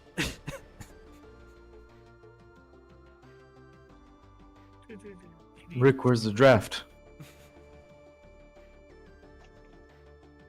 Yeah, see, Flit says, if it weren't for this, I'd probably be borking one of my Linux installs with what happens if I do this type experiments right now. Yeah, but those are always fun. Oh, you also... Oh, a fellow Linux user. No, don't get a lot of those. Oh, yeah. Flit is not a slave to the corpos. Neither am I. Does he use Arch Linux? Like a Linux elitist? He actually was talking about it not too long ago. I forget. It's been a bit since we talked about it. So, here's Canadian Shield 3. Yeah, let me make you big a little bit so I can see this. He put a picture of a penguin. Oh, did it? What is... Oh, I don't got a penguin there. No. The emoji that Flit put up was a penguin. Oh, That's okay. probably his answer. Well, I just... My thumbnails are sort of already in, as you see. It's... Okay. They're images. Those can kind of function as sketches. I would put more detail in the sketches before going to the final, but it's good that you even thumbnailed. That's good. Most of my pages have something in there. And the thing is, I'm gonna, for these, I'm gonna go over and I'll do a one over, get things in, and then if it's not good enough, I'll go over more, and then more and more. I'm not sure. I whether don't I'm do rate- thumbnails. I should. I yell at myself for not doing it. Not that I actually need the thumbnail type person. I do sketch. I do like heavy drafts and stuff like that. The reason I should thumbnail though is that there are things that come up that often, like I'll frame up my page and then maybe I won't be able to work on it for a week, and then I'll come back and be like, what the hell did I want to put in these panels again? And if I had thumbnails, I wouldn't have that problem, and I yell at myself every single time. Flit says, I'm not a, in quotes, I use Arch, by the way, person yet. I daily drive Fedora and have a Mint install set up for streaming. If I ever decide. Oh, Fedora. That's not a bad distribution. I Fedora had is a kind of buddy like who the used to use Fedora way back in the day. Fedora is a good one. It is the one that if I wasn't using Mint, which I am now, Yeah. I would be using Fedora. I've used Debian. I've used Pop! OS, which is what Linus says to use. I wouldn't, honestly. Don't recommend it. And Fedora is a good one because it's not based on Debian or Arch. It's its own thing. And the commands are pretty simple to understand. It's kind of just an offshoot of what the syntax is for Debian. And it's pretty... It is the... According to other Linux users, it is a perfect in-between of having something that's stable and that gets constant updates. Yeah. He says apparently Fedora is really controversial for some reason. I don't know. Maybe it's the fact, judging by my buddy who used to do Fedora, much like people who wear those hats, everyone who uses it has to let you know that they use it. Well, that's Arch users now as well. Oh, they've replaced But it. Arch users, no. Arch users are like the pinnacle of, because I have such a hard time compiling my entire operating system before I can use it. I need to tell everyone that I've accomplished this amazing so I'm talking feat of about ingenuity. Outside of that, right? Like the type of person that uses Linux in general may not let you know that, like, they feel the need to let you know that they use Linux instead of another operating system. Of course, why would But they? everybody who uses Fedora almost needs to let you know that they use Linux instead That's of another Arch. operating system. Yeah. That's Arch. So No, that's Arch Arch. has filled that gap It's now. it's the I use Arch, by the way. That's Yeah, the yeah, meme. yeah. I use Arch, by the way, because no, they're the elitist of Arch users are now the elitist of the Okay. Linux in group. Yeah, So well, whenever like- you're in a group of friends, if everyone knows Yeah. that everyone in the group uses Linux, like there's 5 people, they all use Linux. The Arch user is going to be like, I use Arch, by the way. Yeah, yeah. That's just So what they need to that's say how it. My experience with Fedora earlier, like way back. They used to be the ones that had to let you know. It's like, oh, everybody's using Windows. I'm a Linux user. Yeah. No, that is Arch now. For some reason, it's probably one of those. I compile all my apps on my own system. I do everything by myself, so they have to let you know. And I use the word elitist to describe it because, or maybe it's not the best word, but it is one of those cases where I feel like I am higher on the Linux hierarchy because I do a bunch of my stuff on consoles and by myself, and I do it all myself. Because Linux is the DIY of OSs. Well, I used to have another buddy, and this was the one that I always found was like the laughable, is he used to brag about using Ubuntu.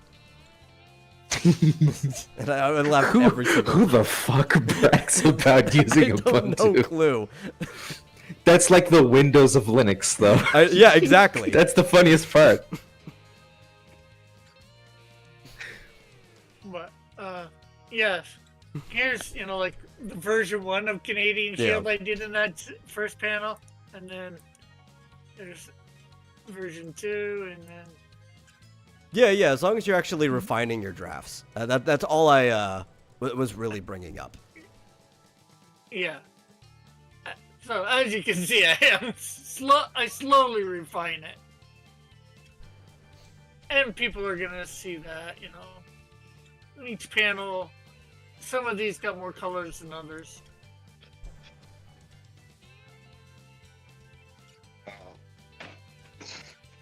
Another thing they have a problem with is with regards to anime is talking about stuff no one cares about. At least because anime I like or the anime or the anime I absolutely hate are different from everyone else. Like for example, did you know I hate Devil May Cry Baby? I'm not laughing at you, Fitz. I'm laughing at the Flint statement. Like, no, did you know I hate Devil May Cry Baby? I mean, it's not odd. Devil May Cry Baby's kind of like a hit or miss. That was horrible. That was literally that still was just crap. And Rick's like, I have no idea what you nerds are on about. Anyway, back to me. That was the thing you were laughing at? That Flit said? Yeah. Yeah. Well, it's true. I had probably about that much. I know what Linux is, another operating system that a lot of people use. Yeah. I don't know what Fedora even is. All I know Fedora's a hat. Just like a version. I There are figured different that it was versions of Linux. There's distributions, as they call them. Oh. Yeah. Oh, I didn't know that. It's like what Apple calling their things by different creatures, you know. Yeah, you can see it more of like a fork or a different branch, right? So there's the base, and then because it's a open source system, people make different forks of it that do different things and operate in different ways. Some of them code better depending on like what language you're better at using, and some excel at different things better. And then those different like parent versions have forks of their own as well. Yeah. The main three forks are Debian, Arch, and not Fedora. Not Fedora. The third one is based on, I fucking forget the name. It's the same one Red Hat comes from, or no, Red Hat makes. Wait. Yeah, I know the one you're talking about. I just can't remember it either. It's one that I don't think anyone uses, but it's supposed to be a more stable version of Fedora, and it's used mainly for people who want to make servers. It's usually used for servers, which is Red Hat Enterprise Linux. Yeah. Yeah. Yeah, I was gonna say Flit said that. Well, he said the other two as well, but. Another thing is, okay, there are things that are indifferent to, like almost most of everything. Yeah, but you know what? Who everyone has cares? their You know, tastes. you're gonna find people that love to watch people that are indifferent to them. You know, and Yeah. too. You know, just so they can. Just so they can shit talk you in the comments. You just gotta ignore them then. No. I'm not finished talking. I'm finished statement.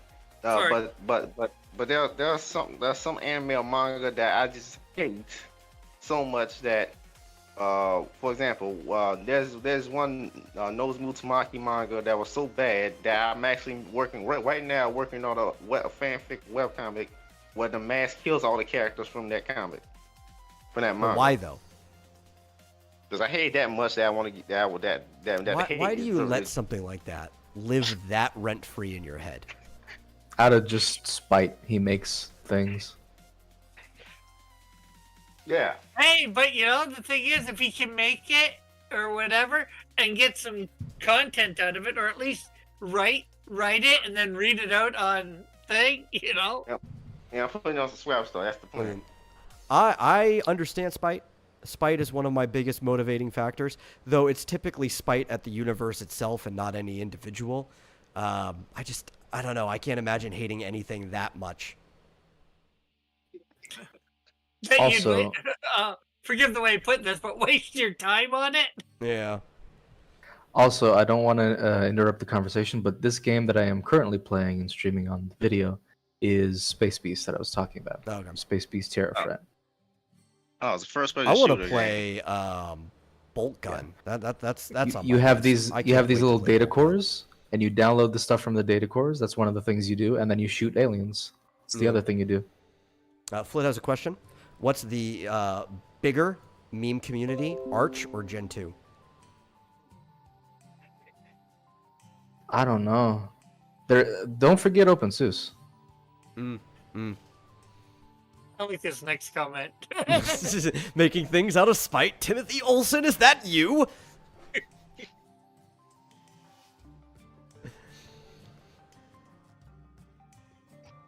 I mean, spite can be a great motivating factor, but the motivator for a lot of my stories. you have to understand, you have to like harness it right? Because spite can also be a good waste of time too. It can cause you to do a lot of things you don't want to do. I think you mean a bad waste of time. Yes, I mean, both at the same time. I have some. I mean, spite motivates a lot of my stories. There's this one character in my comic universe that literally just be Jessica Jones as a villain, so that one of my heroes can beat her up. Well, and another thing about harnessing it right, it can be a good motivating factor, but you can't let it actually bleed into what you're doing, because other people don't feel your spite, and it can poison people's enjoyment of stuff.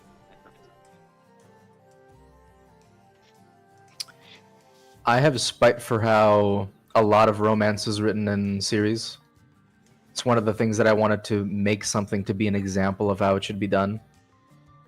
That is how I'm using my spite.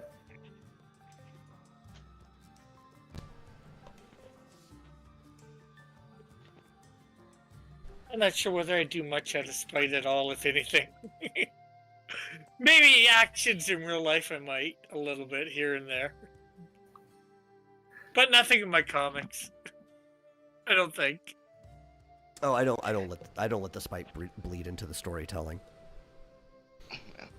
Spite is a great motivator for me to make stories. Yeah. Is it though? Where are your stories? If it was that great of a motivator, wouldn't you already have some stories out? No, but the only thing I tried to promote wasn't motivated by spite. Well, maybe he's not that spiteful. Maybe he needs more spite, and then it will motivate him more. Well, the question is, the spite might have inspired him to write the stories, but now he needs them drawn. Like, And we you could know actually what? say that spite is a good motivator for Timothy, because Timothy actually got stuff out. His spite is that the same as mine, that don't tell me what to do attitude, right? No, you understand? You understand? I could probably barely draw a stick figure or something. Yeah. My artwork never been good. It always looked like some kind of some deformed animals. Yeah, but again, it doesn't have to be artwork. It's only one medium. Yeah. But the other thing too, I would say, don't worry about the art so much. There's almost always an audience. Look at some of the most famous, cartoons we have nowadays. Ren and Stimpy, South Park, The Simpsons. Whoa. Red and Stimpy is Okay, disgusting there are looking. parts of it that are. It there are parts is of Red- carefully disguised high art. Okay. I was gonna say there are parts of it that the art is great. It's usually when they're showing something super gross. But the other part of the art that you normally see isn't high art, or however you want I mean, almost all the backgrounds are painted in though, and they look fine. It's that when the characters are moving, they simplify things. But yeah, Ren and Stimpy is very carefully disguised high art. Yeah, I guess I'm just going with regular animation because of its simplicity and drawing. But also, like I said, The Simpsons, South Park.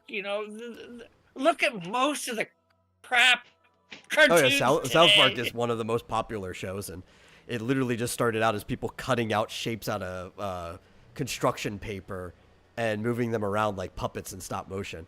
Now it's all done digitally. But also, I think of, the whole Steven Universe type of stuff. And as much as I hate it, like the She-Ra reboot, that art, to me, that all sucks. So Steven Universe artwork looks better than mine. Yeah. But mine Yeah, would be. but Here, I've my got another point thing is, for you. this stuff is somewhat popular. All this stuff. One Some of the it most more than popular others. webcomics on the entire internet is XKCD, which is literally just stick figures.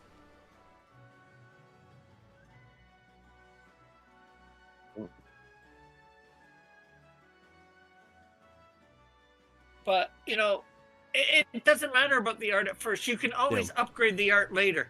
Have you seen One Punch Man? I've seen the anime. Oh. No, go But I look ain't at the seen it web before. comic, because One Punch Man was a web comic before it was a manga. I've seen the art. I actually read most of the chapters in that art style because I wanted to know what happened in the story because it was a good Well, story. it's still further than the manga, yeah. Or the regular manga, or the main. Yeah, well, there's the web comic is further than the manga, which is much further than the anime. Yeah. But yeah, like I said, if people like your stories and that, you don't have to worry about the art too much. There's enough popular stuff that's not super artistic out there that we can say that. Like the Simpsons art, or most of Ren and Stimpy, or South Park, isn't really the art that I'm interested in. The thing is, the art's not even serviceable. That's the thing. It's not even serviceable as comic art. It'll look like I can't like I said, it wouldn't even look like a coherent comic. It'll look more like You ever seen those weird web animations where the characters are all off model? Yes. 24/7. It'll But look you like know that. what? If you're Yeah, doing but people this like and getting that. your but also if you're doing this stuff and getting your story out there, you might come along some artists who's actually who likes what you're doing and will be willing to work with you for maybe a cheap price to get it out there. Like I know, like Pixel Trader. I'm not sure whether you know who he is. You probably do. But he just put up a concept piece for the AR-13L, basically the Little Mermaid spoof that he's doing. And he had people coming to him saying, "I want to draw this. I want to write it." Just with one piece of It was art. Piper's idea. Whose idea was this? Piper or Pixel? It was Pixel's idea. Yep. Oh. But Piper came to him and said, "I want to write it." I was talking to Pixel the other day on my channel, and he told me the story of how it came to be. He was supposed to come on our channel, but didn't work out timing-wise. Work emergency. I think Metal might find this rich coming from me, but you should just do it anyway. Even if you think that what you're bringing to the table isn't serviceable. Even if you think what you're doing isn't serviceable, the act of getting to work on it will most likely make you better at it anyway. So it's worth doing just for that reason. Yeah, and that's sort of what I'm saying too. I'm saying different words, but yeah.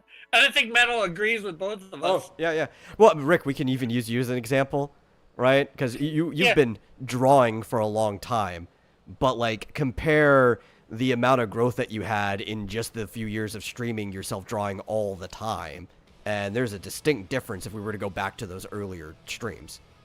Yeah. I can agree.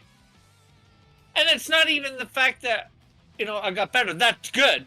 But I got out there. I got showing people. I did a comic, and that even spoke to people more, that I actually produced something. Because, I know not everybody here believes in the Bible or whatever. Or I don't think so. I don't know where you guys stand. But there's a verse in the Bible in Proverbs. Mere talk leads to poverty, but hard work will profit you. I'm messing the quote up. The scripture up, but I got the gist of it there. If you just talk about something, it doesn't happen, and you're not going to get anything out of it. Yeah. But if you actually put in the work to it, you're going to get something out of it, some sort of profit. Yeah, we might think financial, but maybe it's more than financial, because there's lots of ways that we can profit in life besides financial. Oh no, that's probably Yes. the best one for Yeah, yeah. most of us want. Flint says, So "Metal's basically, got his the gun. Bible. Now things are gonna get good." Basically, the Bible says, "Talk more, do more. Talk less, do more. Yeah. Less talk, more rock. More rock." Flint's Metal's got his gun. Now things are gonna get good.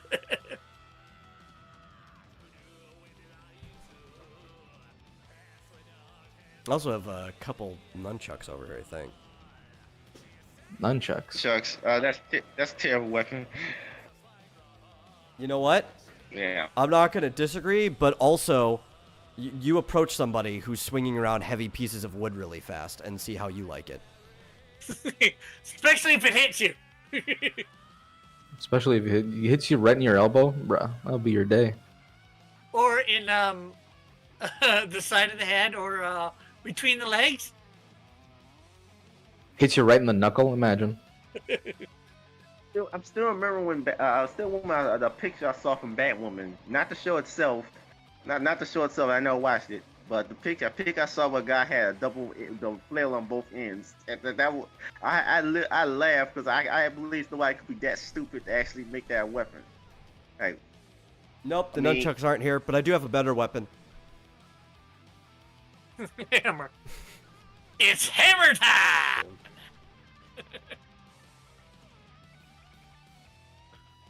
There's also a long sword over there. oh yeah, so some people keep weapons. I mean, I might get some kind of me weapon. If I get some kind of money, but not now. I know. Wait, I know. Is Riverdale still going on? By the way. I have no I don't clue. think so. I refuse to watch it. But- Oh, I yeah, don't so do I. even really know what that show is. No. I was laughing as hell when I found out about the show existence. Did you know year. they made a I- spin-off for Katie Keene? Yeah, well, they also made a spin-off for Sabrina. Yeah, but that's no news, really. But like, who, I know. who would have ever thought they would have made a show for Katie Keene of all characters? I didn't know. I don't know who Katie King even is, and I never read Archie comics like that much. Katie, I've read a couple Katie Keene comics. She's Yeah. basically a model type character. So For there's fashion. there's two popular girls at their school. One of them is Alexandra. The other was Katie Keene, and she was like, still. I mean, I guess you could also say Veronica. Yeah, it was also kind of a rich, popular girl, but she's kind of separate from that. And Katie Keene is the very fashionable, but she's the nice one by comparison. She's the one you want to see work out. So that's kind of like the dynamic there. You want the better, nicer one to like become prom queen and stuff like that. But there's always the other. She was in Riverdale. Yeah, they brought her As a into River. student? Yeah, Of course. All the Archie comics characters were in Riverdale. Even the characters from that are published by the same company, but what connected to Archie, main Archie stuff is in there. That's not the problem. The problem is they basically turned Archie or Riverdale to Gotham City, and Well, they didn't even turn it into Gotham City. That would have been an improvement. they turned it into One Tree Hill. Big Swift Gotham City. Simply. Since you got people, serial killers running around, constant serial killers. There's weird people, criminals in costumes. It's Gotham City. Well, the Black Hood is actually one of their superheroes in the Archie comic. I know they made him into a villain in the show. I know, and they also made Bay's dad, even though it makes no sense. That's a stupid ass twist. It made no sense. I heard about it. I didn't watch it. I watched the first episode. I couldn't get through it. I showed it to my mom. I ended up getting through the first episode. I went to try it. I thought I got through the first episode. Maybe I could get through the second. I got about a third or halfway through, and it's like, I can't watch this. It's just Everybody crap. knows anyway that the best girl in all of the city of Riverdale, all of Archie's pals and gals, is Melody Valentine.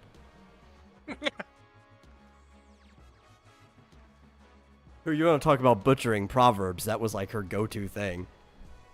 But I'm still find hilarious like what they did to Archie Comics in the Riverdale show. Like that guy who made the show, Roberto Ocasio, claimed to be a fan of Archie Comics. Yet he made a teen drama, a super ultra serious teen drama in the first season with mystery plots.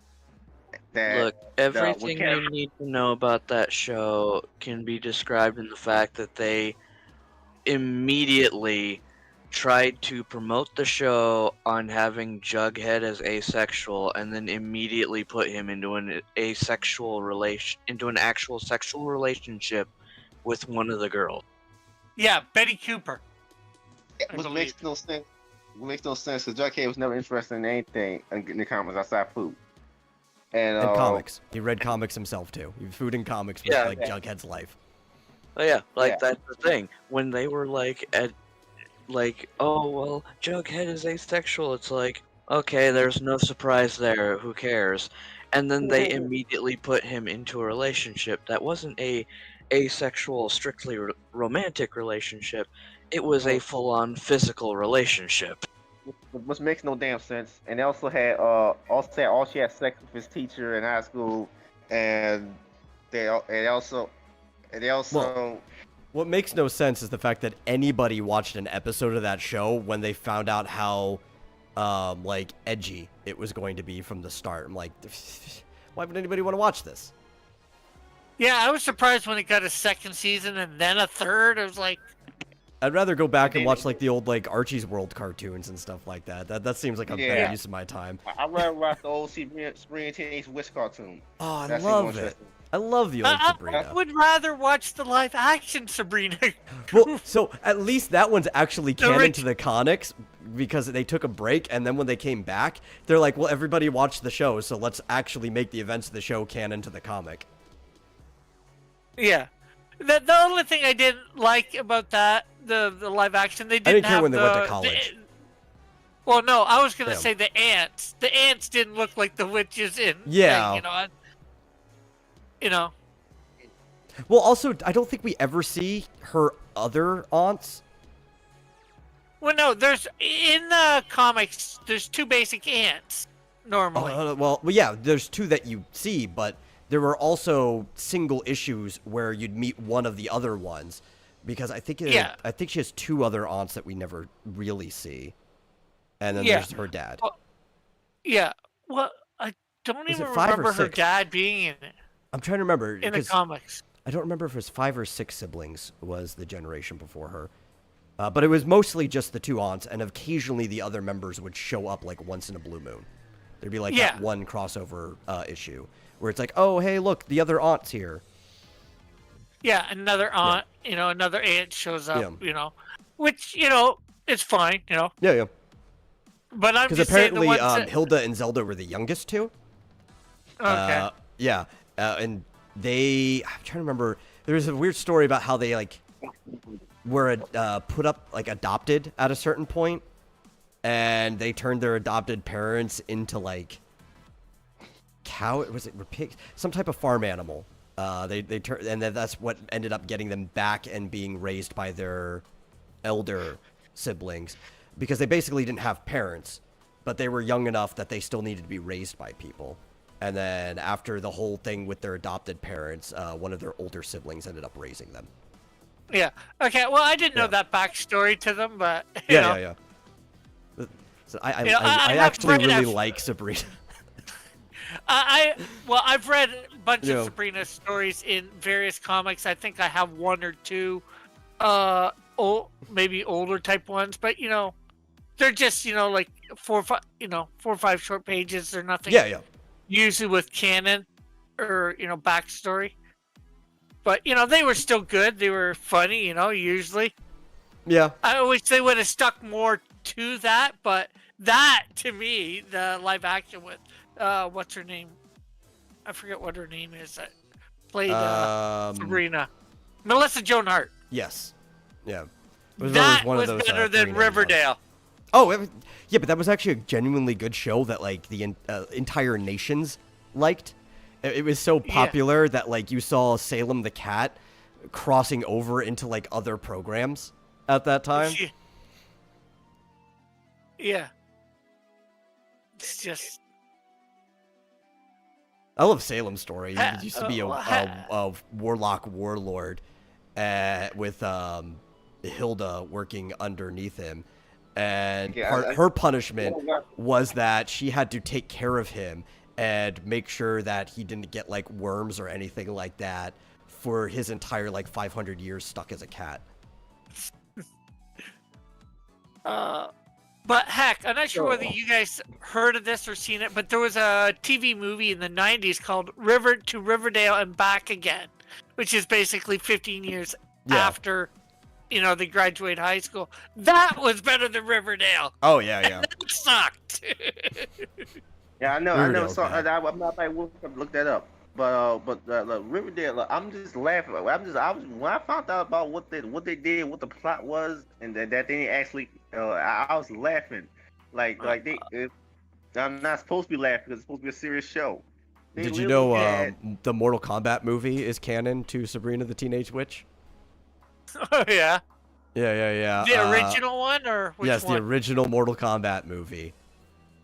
Nice. What's his name? The soul guy. Your soul is mine. I'm spacing on his name right now. Shang Tsung? Shang Tsung, that's it. Which Shang Tsung was the one that I beat Marsupial with in the first match that we played when he was over here. But Shang Tsung, the actor who played him, came on there, and he's like, "Oh yeah, I'm in town because of this tournament." Like, so they were like vaguely talking about Mortal Kombat and stuff, and he even, I think, temporarily, but gave it back, took Salem's soul in the episode. Yeah, so there's a little crossover. So Shang Tsung is, I think, like a cousin, or he's like an indirect relative, like a second cousin or something like that to Sabrina, and that's why he came to visit.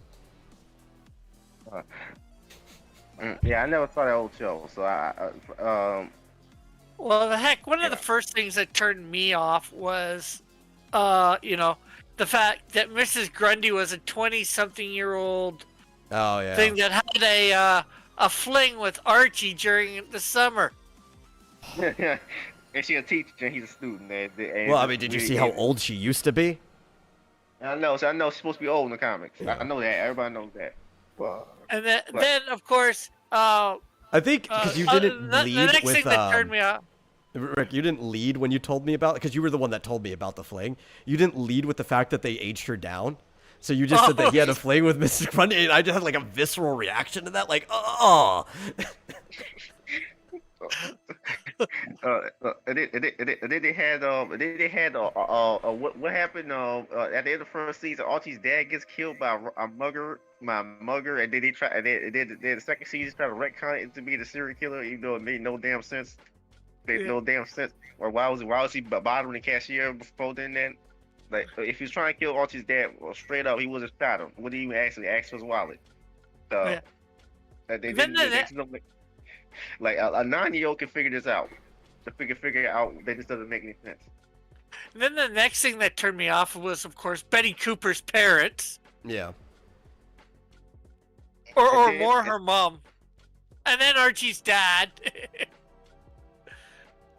And then Mr. Weatherby. Yeah, well, you know what? Let's have a casual reminder that aside from this single show, Supernatural, nothing that the CW has done since, I think, was it Arrow itself? Like, Arrow is the start of this decline. Nothing they've done in that time was profitable for them. Yeah, and nothing was good. Everything started to go downhill, like almost after Flash season 2.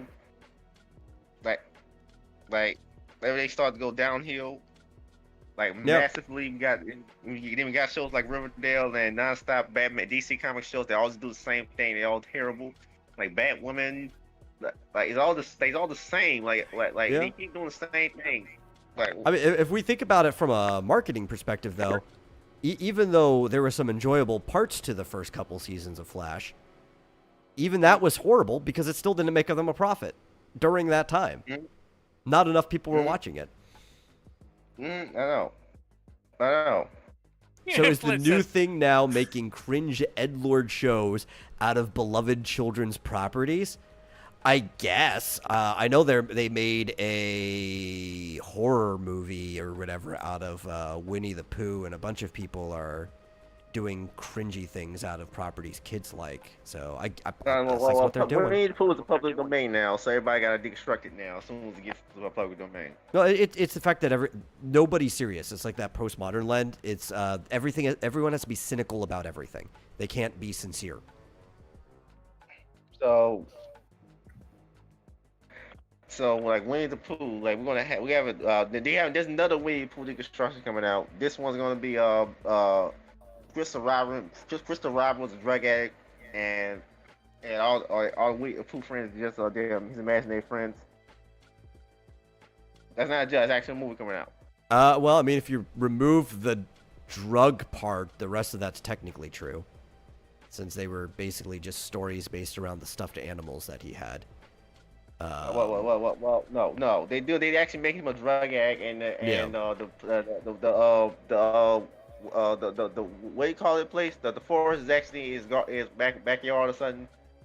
The 100-acre woods. Yeah. Well, as Metal said, if you take out the drug thing. If you remove the drugs and just have a child with an overactive imagination, that actually is what Winnie the Pooh is. That's not what they're doing. They having to be a. although Winnie the Pooh was based on a real bear. Yeah. But the thing is, like, I was passively kind of interested in the Winnie the Pooh horror thing on the first trailer, but then when I saw more about it and then read like why they made it, I'm like, I'm not gonna watch this thing. I'm not gonna watch like any of the stuff that they do with the Winnie the Pooh. I think who is that? There's a guy in the Comicsgate circles that even made like a Winnie the Pooh like demon hunter thing or whatever. Yeah, I don't know what's going on. He put him in his universe, you know. Yeah, it's like I'm not gonna watch that either or read that either or whatever. It's like, I mean, it's cool. It's public domain. I'd rather do. I think. I don't know if they've talked about it yet, but I know somebody who's gonna be working on it, on like an actual Winnie the Pooh story. I'm not gonna say who because I don't remember if they talked about it publicly yet. But that's what I want. Yeah. I want somebody to actually just be like, oh, here's Winnie the Pooh. I just want to make a new story that fits in line with the old canon, that is sincere, that children can like. Like, okay, I'll read that. I'm a little old for it, but I'll enjoy it because it's sincere, you know? Yeah. I must admit, I thought of trying to make him into, you know, the whole Winnie the Pooh into some sort of superhero in my universe or whatever with it, but it's like, I can't really make it work out and make it make sense. I thought doing Winnie the Pooh thing where Piglet, where I have a story about Piglet where he's a deformed human, looks like a pig, and he's a thief, and he has Eeyore, and rides Eeyore like a steed. Eeyore? And that was Eeyore, yeah. I thought doing the Winnie the Pooh thing once, so. I thought about making Felix the Cat comic strips. Because everything prior to the 60s or 50s or 60s reboot of Felix the Cat, there was a big gap in time. So everything before that, because of the gap in time, is public domain. So you can work with that stuff, like the original black and white Felix the Cat that was a comic strip very shortly before it became a full animation by Pat Sullivan. I'm like, oh man, I love Felix. I've thought about doing that, but as much as I love Felix, then I decided I'd rather just work on my own stuff. Yeah. Dude, Felix the Cat's the best. It's the best cartoon characters ever existed. I never watched Felix the Cat yet. I never watched Felix the Cat cartoon before.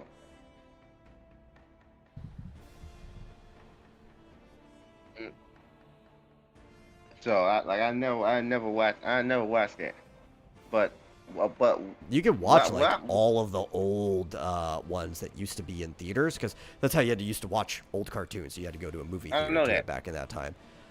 You can watch like all of those on YouTube. Right? They're pretty much, I think, all available on YouTube. Yeah, usually those play in front of movies, right? It depends on what was going on, because you would get like blocks. So some like the world news would also be on sometimes too. So you might have cartoons in between that.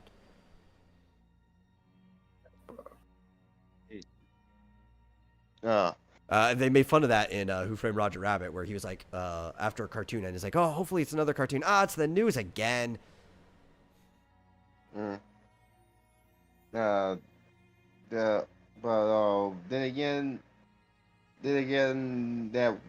I scrapped that when particular thing, this particular idea, like now, because it just been another education. I didn't want, because everyone else is doing that. I mean, yeah, again, why does everybody have to be an edgy version of Sun Innocent? I don't know. Let it We'll be. ask Flit. He says, "Rick, I have the perfect title for your Winnie the Pooh side story: Pooh in the Loo." I say new. New. Pooh in the But loo. it's 12:35 here. It is. So I think 11:35. Where are you? No, I was just agreeing with you that it is. Oh, okay. I have no schedule. Pooh do. I was planning on closing this at about midnight at this point, but because you're an hour later, if you feel like you need to go, you can always go. This was a come and go Yeah. as you please thing anyway. Yeah. Mm. I just want to get some. Well, not that I wouldn't get sleep at 1 a.m., but try and get a little bit more sleep because I'll be up at 8 in the morning, my time. Yeah. So, bye bye 'Cause everybody. it is, I'll be it going is to- a church day for you. Yeah. Okay, so catch you later, Hey, catch you everybody. later. Thanks for having me on. Yeah. If you See know, you, man. If you want, See ya. you can always Good drop meeting your you. links on the way out. Maggie, how do you say your name? You can say Magian or Magian. That's fine. It's good meeting you Magian. too. Okay. Later. I'm called Fish Shozo. So, bye everybody. Oh, I'm not going off yet. Neither am I. I'm going off. Okay, I'll catch you later then. All right. Yeah, I always just say Magian because it sounds like magic. It does. Yeah. Well, that's what the thing is based off of. Magian or Magian comes from the word, I think, as far as I can tell, as far as I could research, comes from magi or Maggie. Yeah, it's very Like weird. the- like magus, being the Like a magus, yeah. non what's the term? My brain is blanking. Conjugated, the non-conjugated form of the word. Yeah. Well, Magian is not, as far as I can tell, or as far as I could find out, it wasn't a conjugation or anything. It's not even an adjective, which it Yeah. sounds like it's an adjective when you say It does sound Magian, like like it, yeah. something magical. It does. But it's like a proper noun. Like you can call someone a Magian as if you were referring to a magus or a magi, Yeah. a magician, that sort of thing.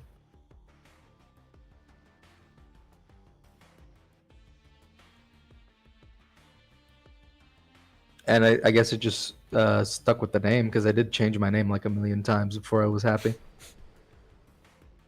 I'm not sure if you remember. Did I contact you before I changed my name? No. You were already Magian when you contacted me. All right. Yeah. Because I had a name, Kaiser Coat, Kaiser something or other, and I used it back when I still had a Tumblr, all the way to when I started using Newgrounds, and then eventually I was like, well, this is an old name. I don't really like it as much anymore. I don't think it fits me anymore. So I wanted something else.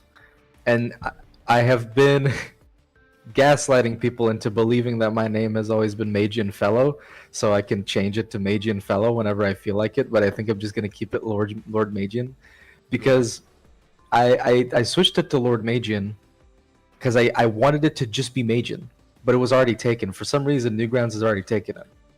Yeah. And that's the one place where my naming mattered, was on Newgrounds. So I was like, fuck it. I was playing a lot of RTSs. I was playing a lot of I was playing Medieval 2, great RTS, love it. I was playing Stronghold, and so I was playing these games, and I was like, well, you know, it would be fun. All the characters in these games call me Lord because I'm the landlord. I'm like the knight or the guy, the leader. So I'll just put that in front. It'll be Lord Magian. And then I was like, then I thought of the fellow part, like as in part of a fellowship of magical enthusiasts or occult enthusiasts. And I was like, fuck, but I already changed my name. I can't change it again. Yeah. So I just stuck with it, and now I have the whatever link to my name is Lord Magian. And when you go to the page, I have like either my name, like a YouTube channel name, it would be Magian Fellow, but then to find the YouTube channel in the URL, you would put Lord Magian. I'm just using both so far. Yeah. I used to have a lot of different names. No. I guess in some ways I still do, because I have a lot of accounts that people don't know about. I used to have one that had Lord in the name. Buck remembers that. I don't use that one anymore. But Flit says, now that the nerds are gone, the spicy and controversial convos can begin. What spicy and controversial conversation are you interested in hearing?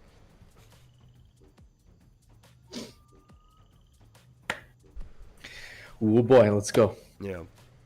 I have no shame, no filter. I don't really care. I don't even, Buck, did you even have, I think the only other name you had before any of the stuff we did was just Hungry Kid. Unless you had something else that I don't know of. It's like people don't really know us, so we can say whatever we want. Yeah. Rick says the nerd is still here in the chat, and that is you, Flit. Spicy. Rick coming in with an Uno reverse card.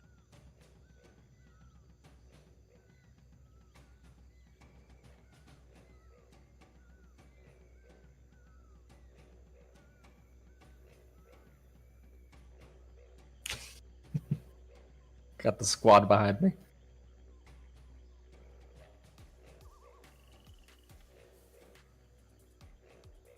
Know you, Rick. Know you. The know you. Ah, the ultimate reverse card. The ultimate reverse card. He's become more powerful than you could even imagine.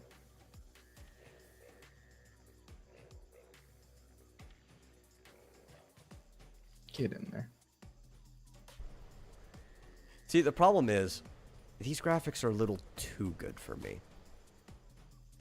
The longer I watch you play this, the more I just want to play Warhammer 40k Bolt Gun. What, you don't like this game? I'm sure it's fun, but I've also really been wanting to play Bolt Gun. Which, when you talk about graphics, that's like old Doom graphics.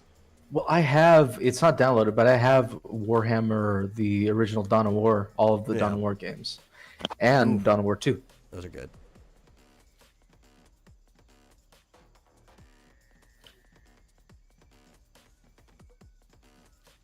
No, they're still going in the chat. Rick's like, what you gonna say next, Flit? I rubber, your glue?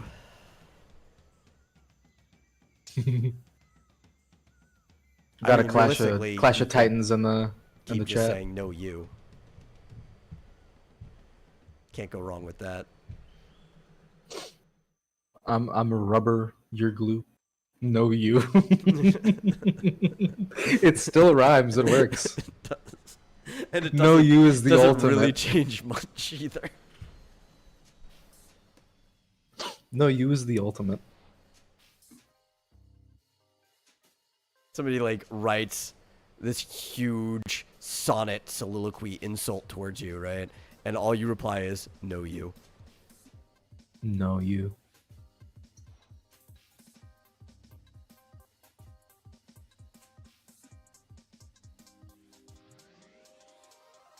I do want to get back to Metal Gear Rising after this, but I'm having trouble counterattacking. Anyone who watched me play Metal Gear Rising in earlier in the stream, I suck at the game. I just got it. But I'm having trouble understanding how the parrying works because it tells you to look in a direction and press a button. But I guess you have to do that at the same time, and it's hard to do that when you're comboing.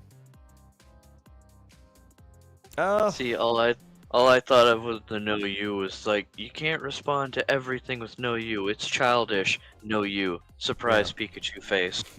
Surprise Pikachu face. That's my favorite. Is like, you can't respond to everything with finger guns. That's where you're wrong, kiddo. That's where you're wrong.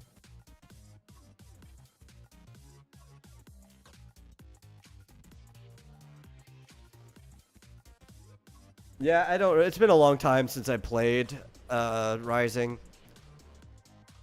Because the last when I actually played it was on a friend's PlayStation, like when it was new. I But, wanted it when it was new. Buck did get it for me for Christmas. I probably should just play through it again. I don't remember having any problem with the system. I thought the game was pretty intuitive.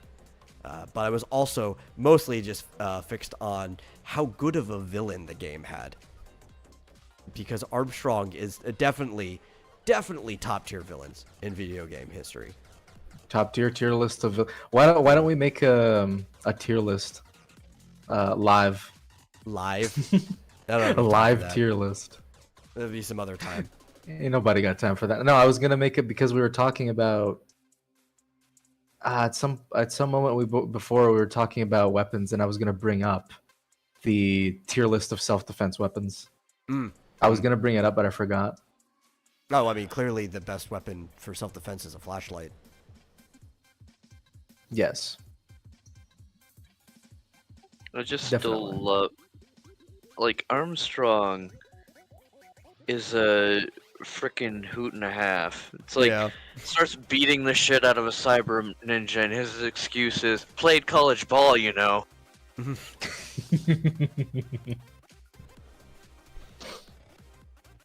Nanomachine, son. Nanomachine, son. Ah, you're finally seeing the light. Right before he gets wrecked. Yeah. Well, one of the reasons I got like Metal Gear Rising, all right? I saw the trailer back when it was still coming out, and I wanted that game so bad when I was a kid. I wanted it so bad because when I was little, I didn't have any sort of samurai or ninja content type thing other than Naruto, and then seeing like a Which is cyborg ninja. Hardly ninja content. Yeah, hardly ninja and samurai content, but for me who had not consumed any of it, it's just how fucking gimmicky, but at the same time how cool it sounds to a kid. Cyborg ninja samurai. I was like, okay, I'll get that. But I never had the money to get it, so I never got it. It's years and years later, and I finally got the game for myself because I've always wanted to play it. And there's a lot of cases like that where there's a lot of games I wanted to play for a very long time, but I never could afford. And I'm finally giving them a chance now. Man, mentioning Naruto as the only ninja content just reminded me of a webcomic I saw once. And it's like Goku and Luffy, like in more traditional ninja outfits that are like their colors. They jump down from the ceiling, and like both of them are like screaming out loud, Kamehame, Gum Gum Pistol! And then the guy they were trying to sneak up on just turns around and chases them away with his sword. And then it's like, moral of the story, shonen characters are terrible ninjas. And then it's just Naruto sticking out of the corner like, hey! I see. Maybe he is the only Well, the ninja thing is different. Am I the only one who watched Naruto on TV on cable, just regular? It was aired for everyone. I get a lot of people that, South Americans, they all watch Dragon Ball. You must have heard that. That's sort of. I think everyone south of the border is super. I mean, technically everybody's into Dragon Ball. Period. Like it's super popular, but like. But it was Dragon Ball Z. I'm pretty sure. Yeah, but like everyone, like Mexico down, is infatuated with Dragon Ball Z. Actually, no.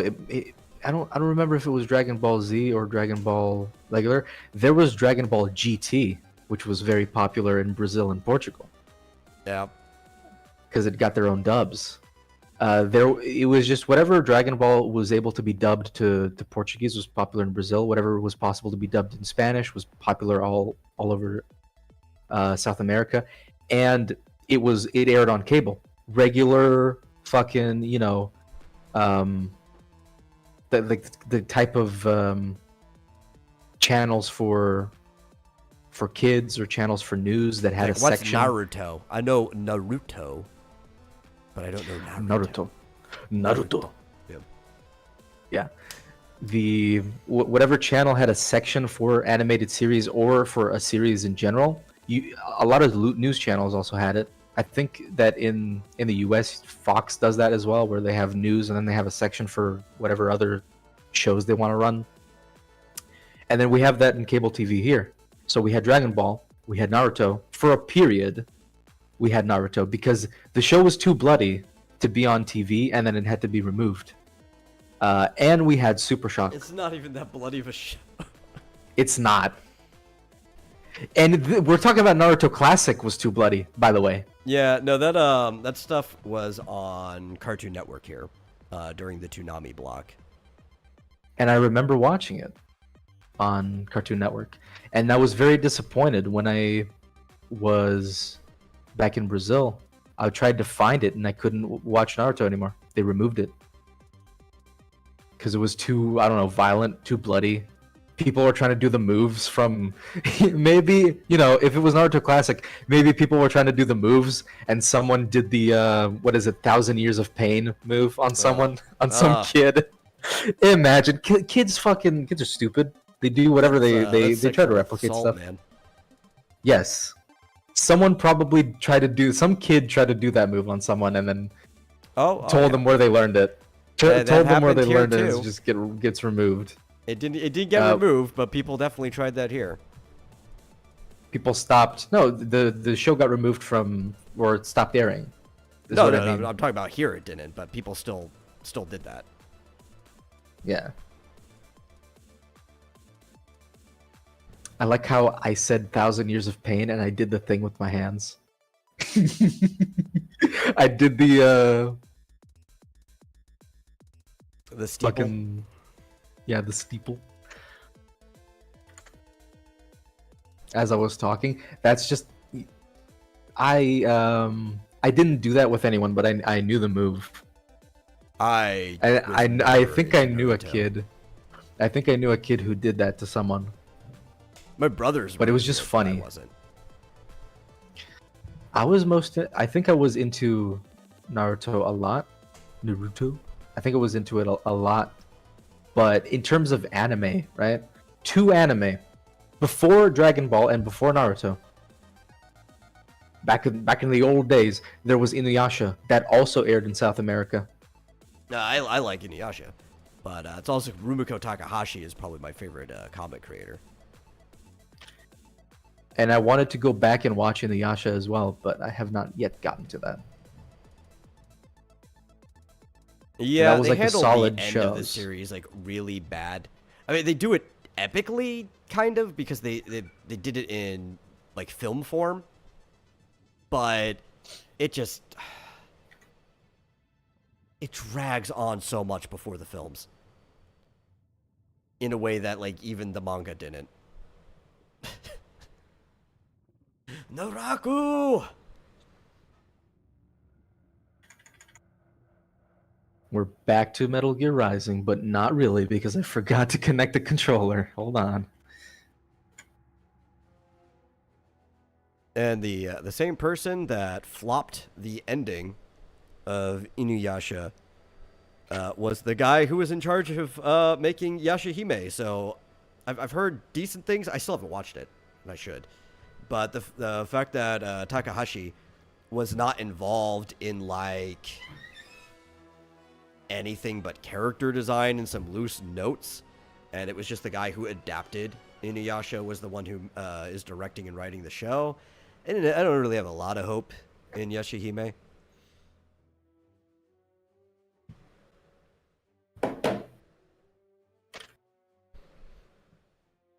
Flit says that he still tries to kikoho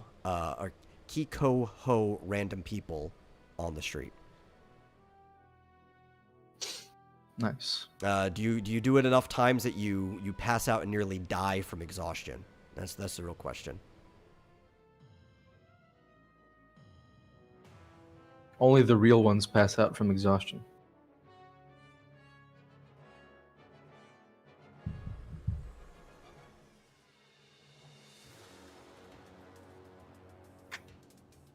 Okay, now we're actually back to Metal Gear Rising.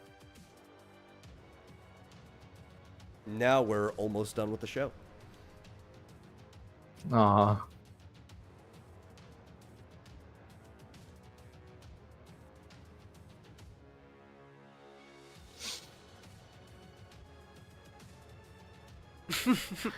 Oh yeah, I got rid of that cyborg.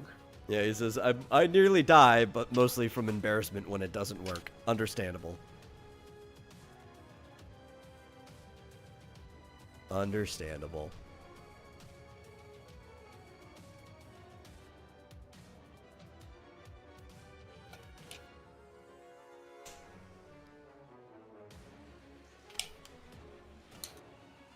Ah. So anybody got plans for the week?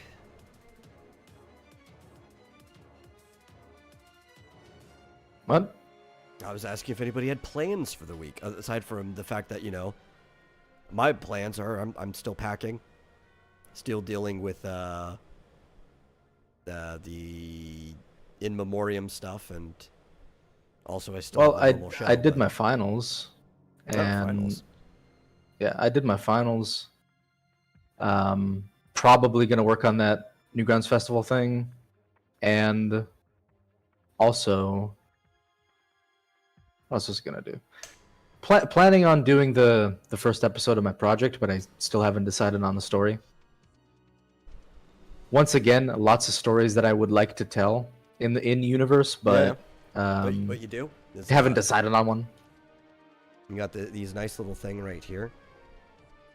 Right? It's called a die. Right? And you can just like roll it and it comes up with decisions for you. I actually have a pack of die I bought when I was in Florida. And it's pretty basic, but it has all the ones. It has like all the main ones.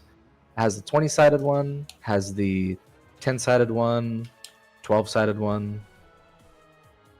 It has even the 3-sided one. Oh, I've got all the standard 7, which technically it's only 6, but you get 2 10-sided, so you can roll 100. Flit says, Actually, is I'll it be 3-sided or installing 4-sided? siding next week. Oof. In the middle of the heat. I've been there. Is it for a house or a shed or something? Yeah, I've been there.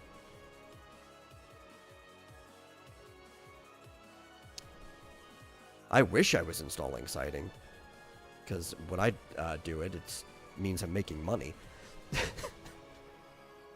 And those jobs, especially in the heat, pay pretty well. You get to charge extra when it's hot.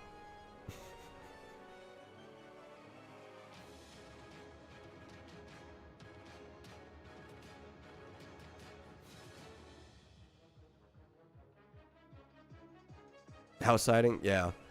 That's even more work. Because at least if it was like a shed or something, you knock that out in no time.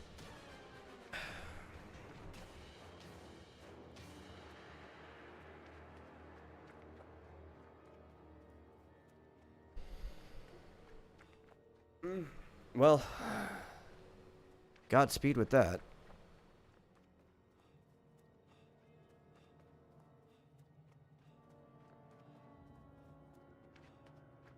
Meanwhile, I'm just got work tomorrow, and then I'll finally have a couple days off. Yeah. I was going to be doing sighting. Remember, I volunteered to do it for your parents back when we were still living together, but we just never got the stuff to do it. Yeah. But that's not a problem anymore. You guys aren't even there.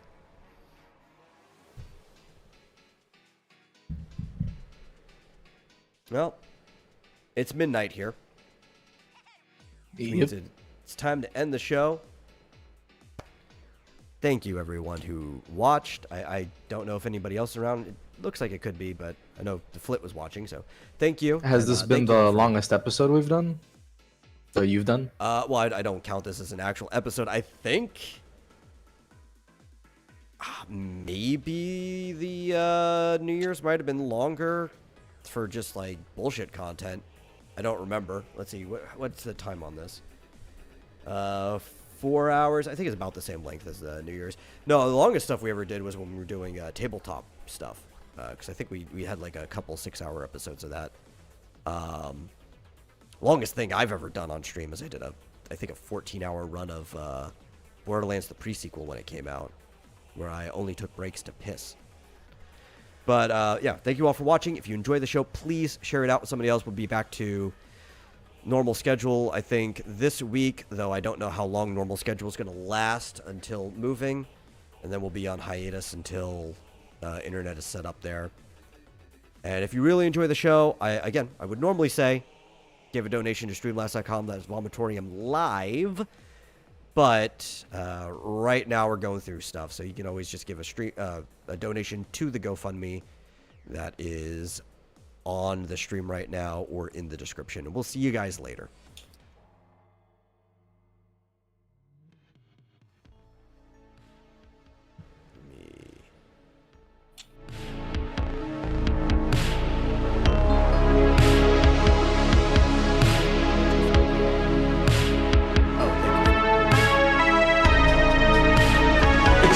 Supreme Dark Lord!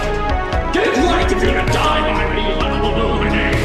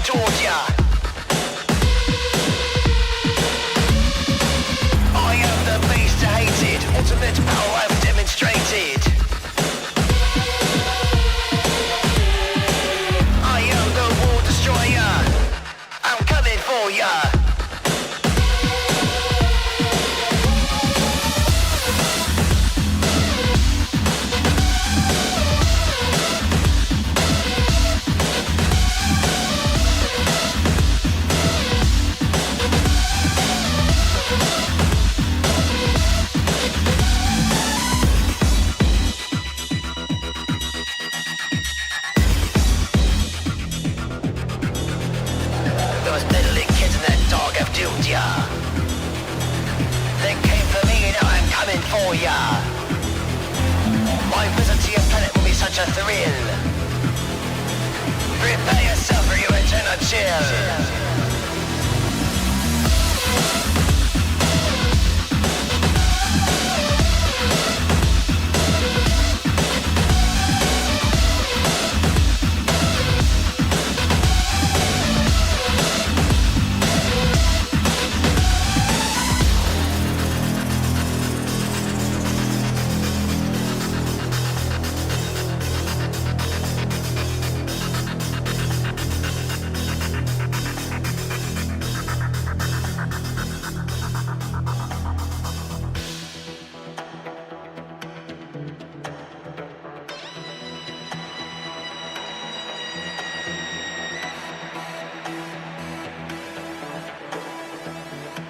Insolent Earth scum.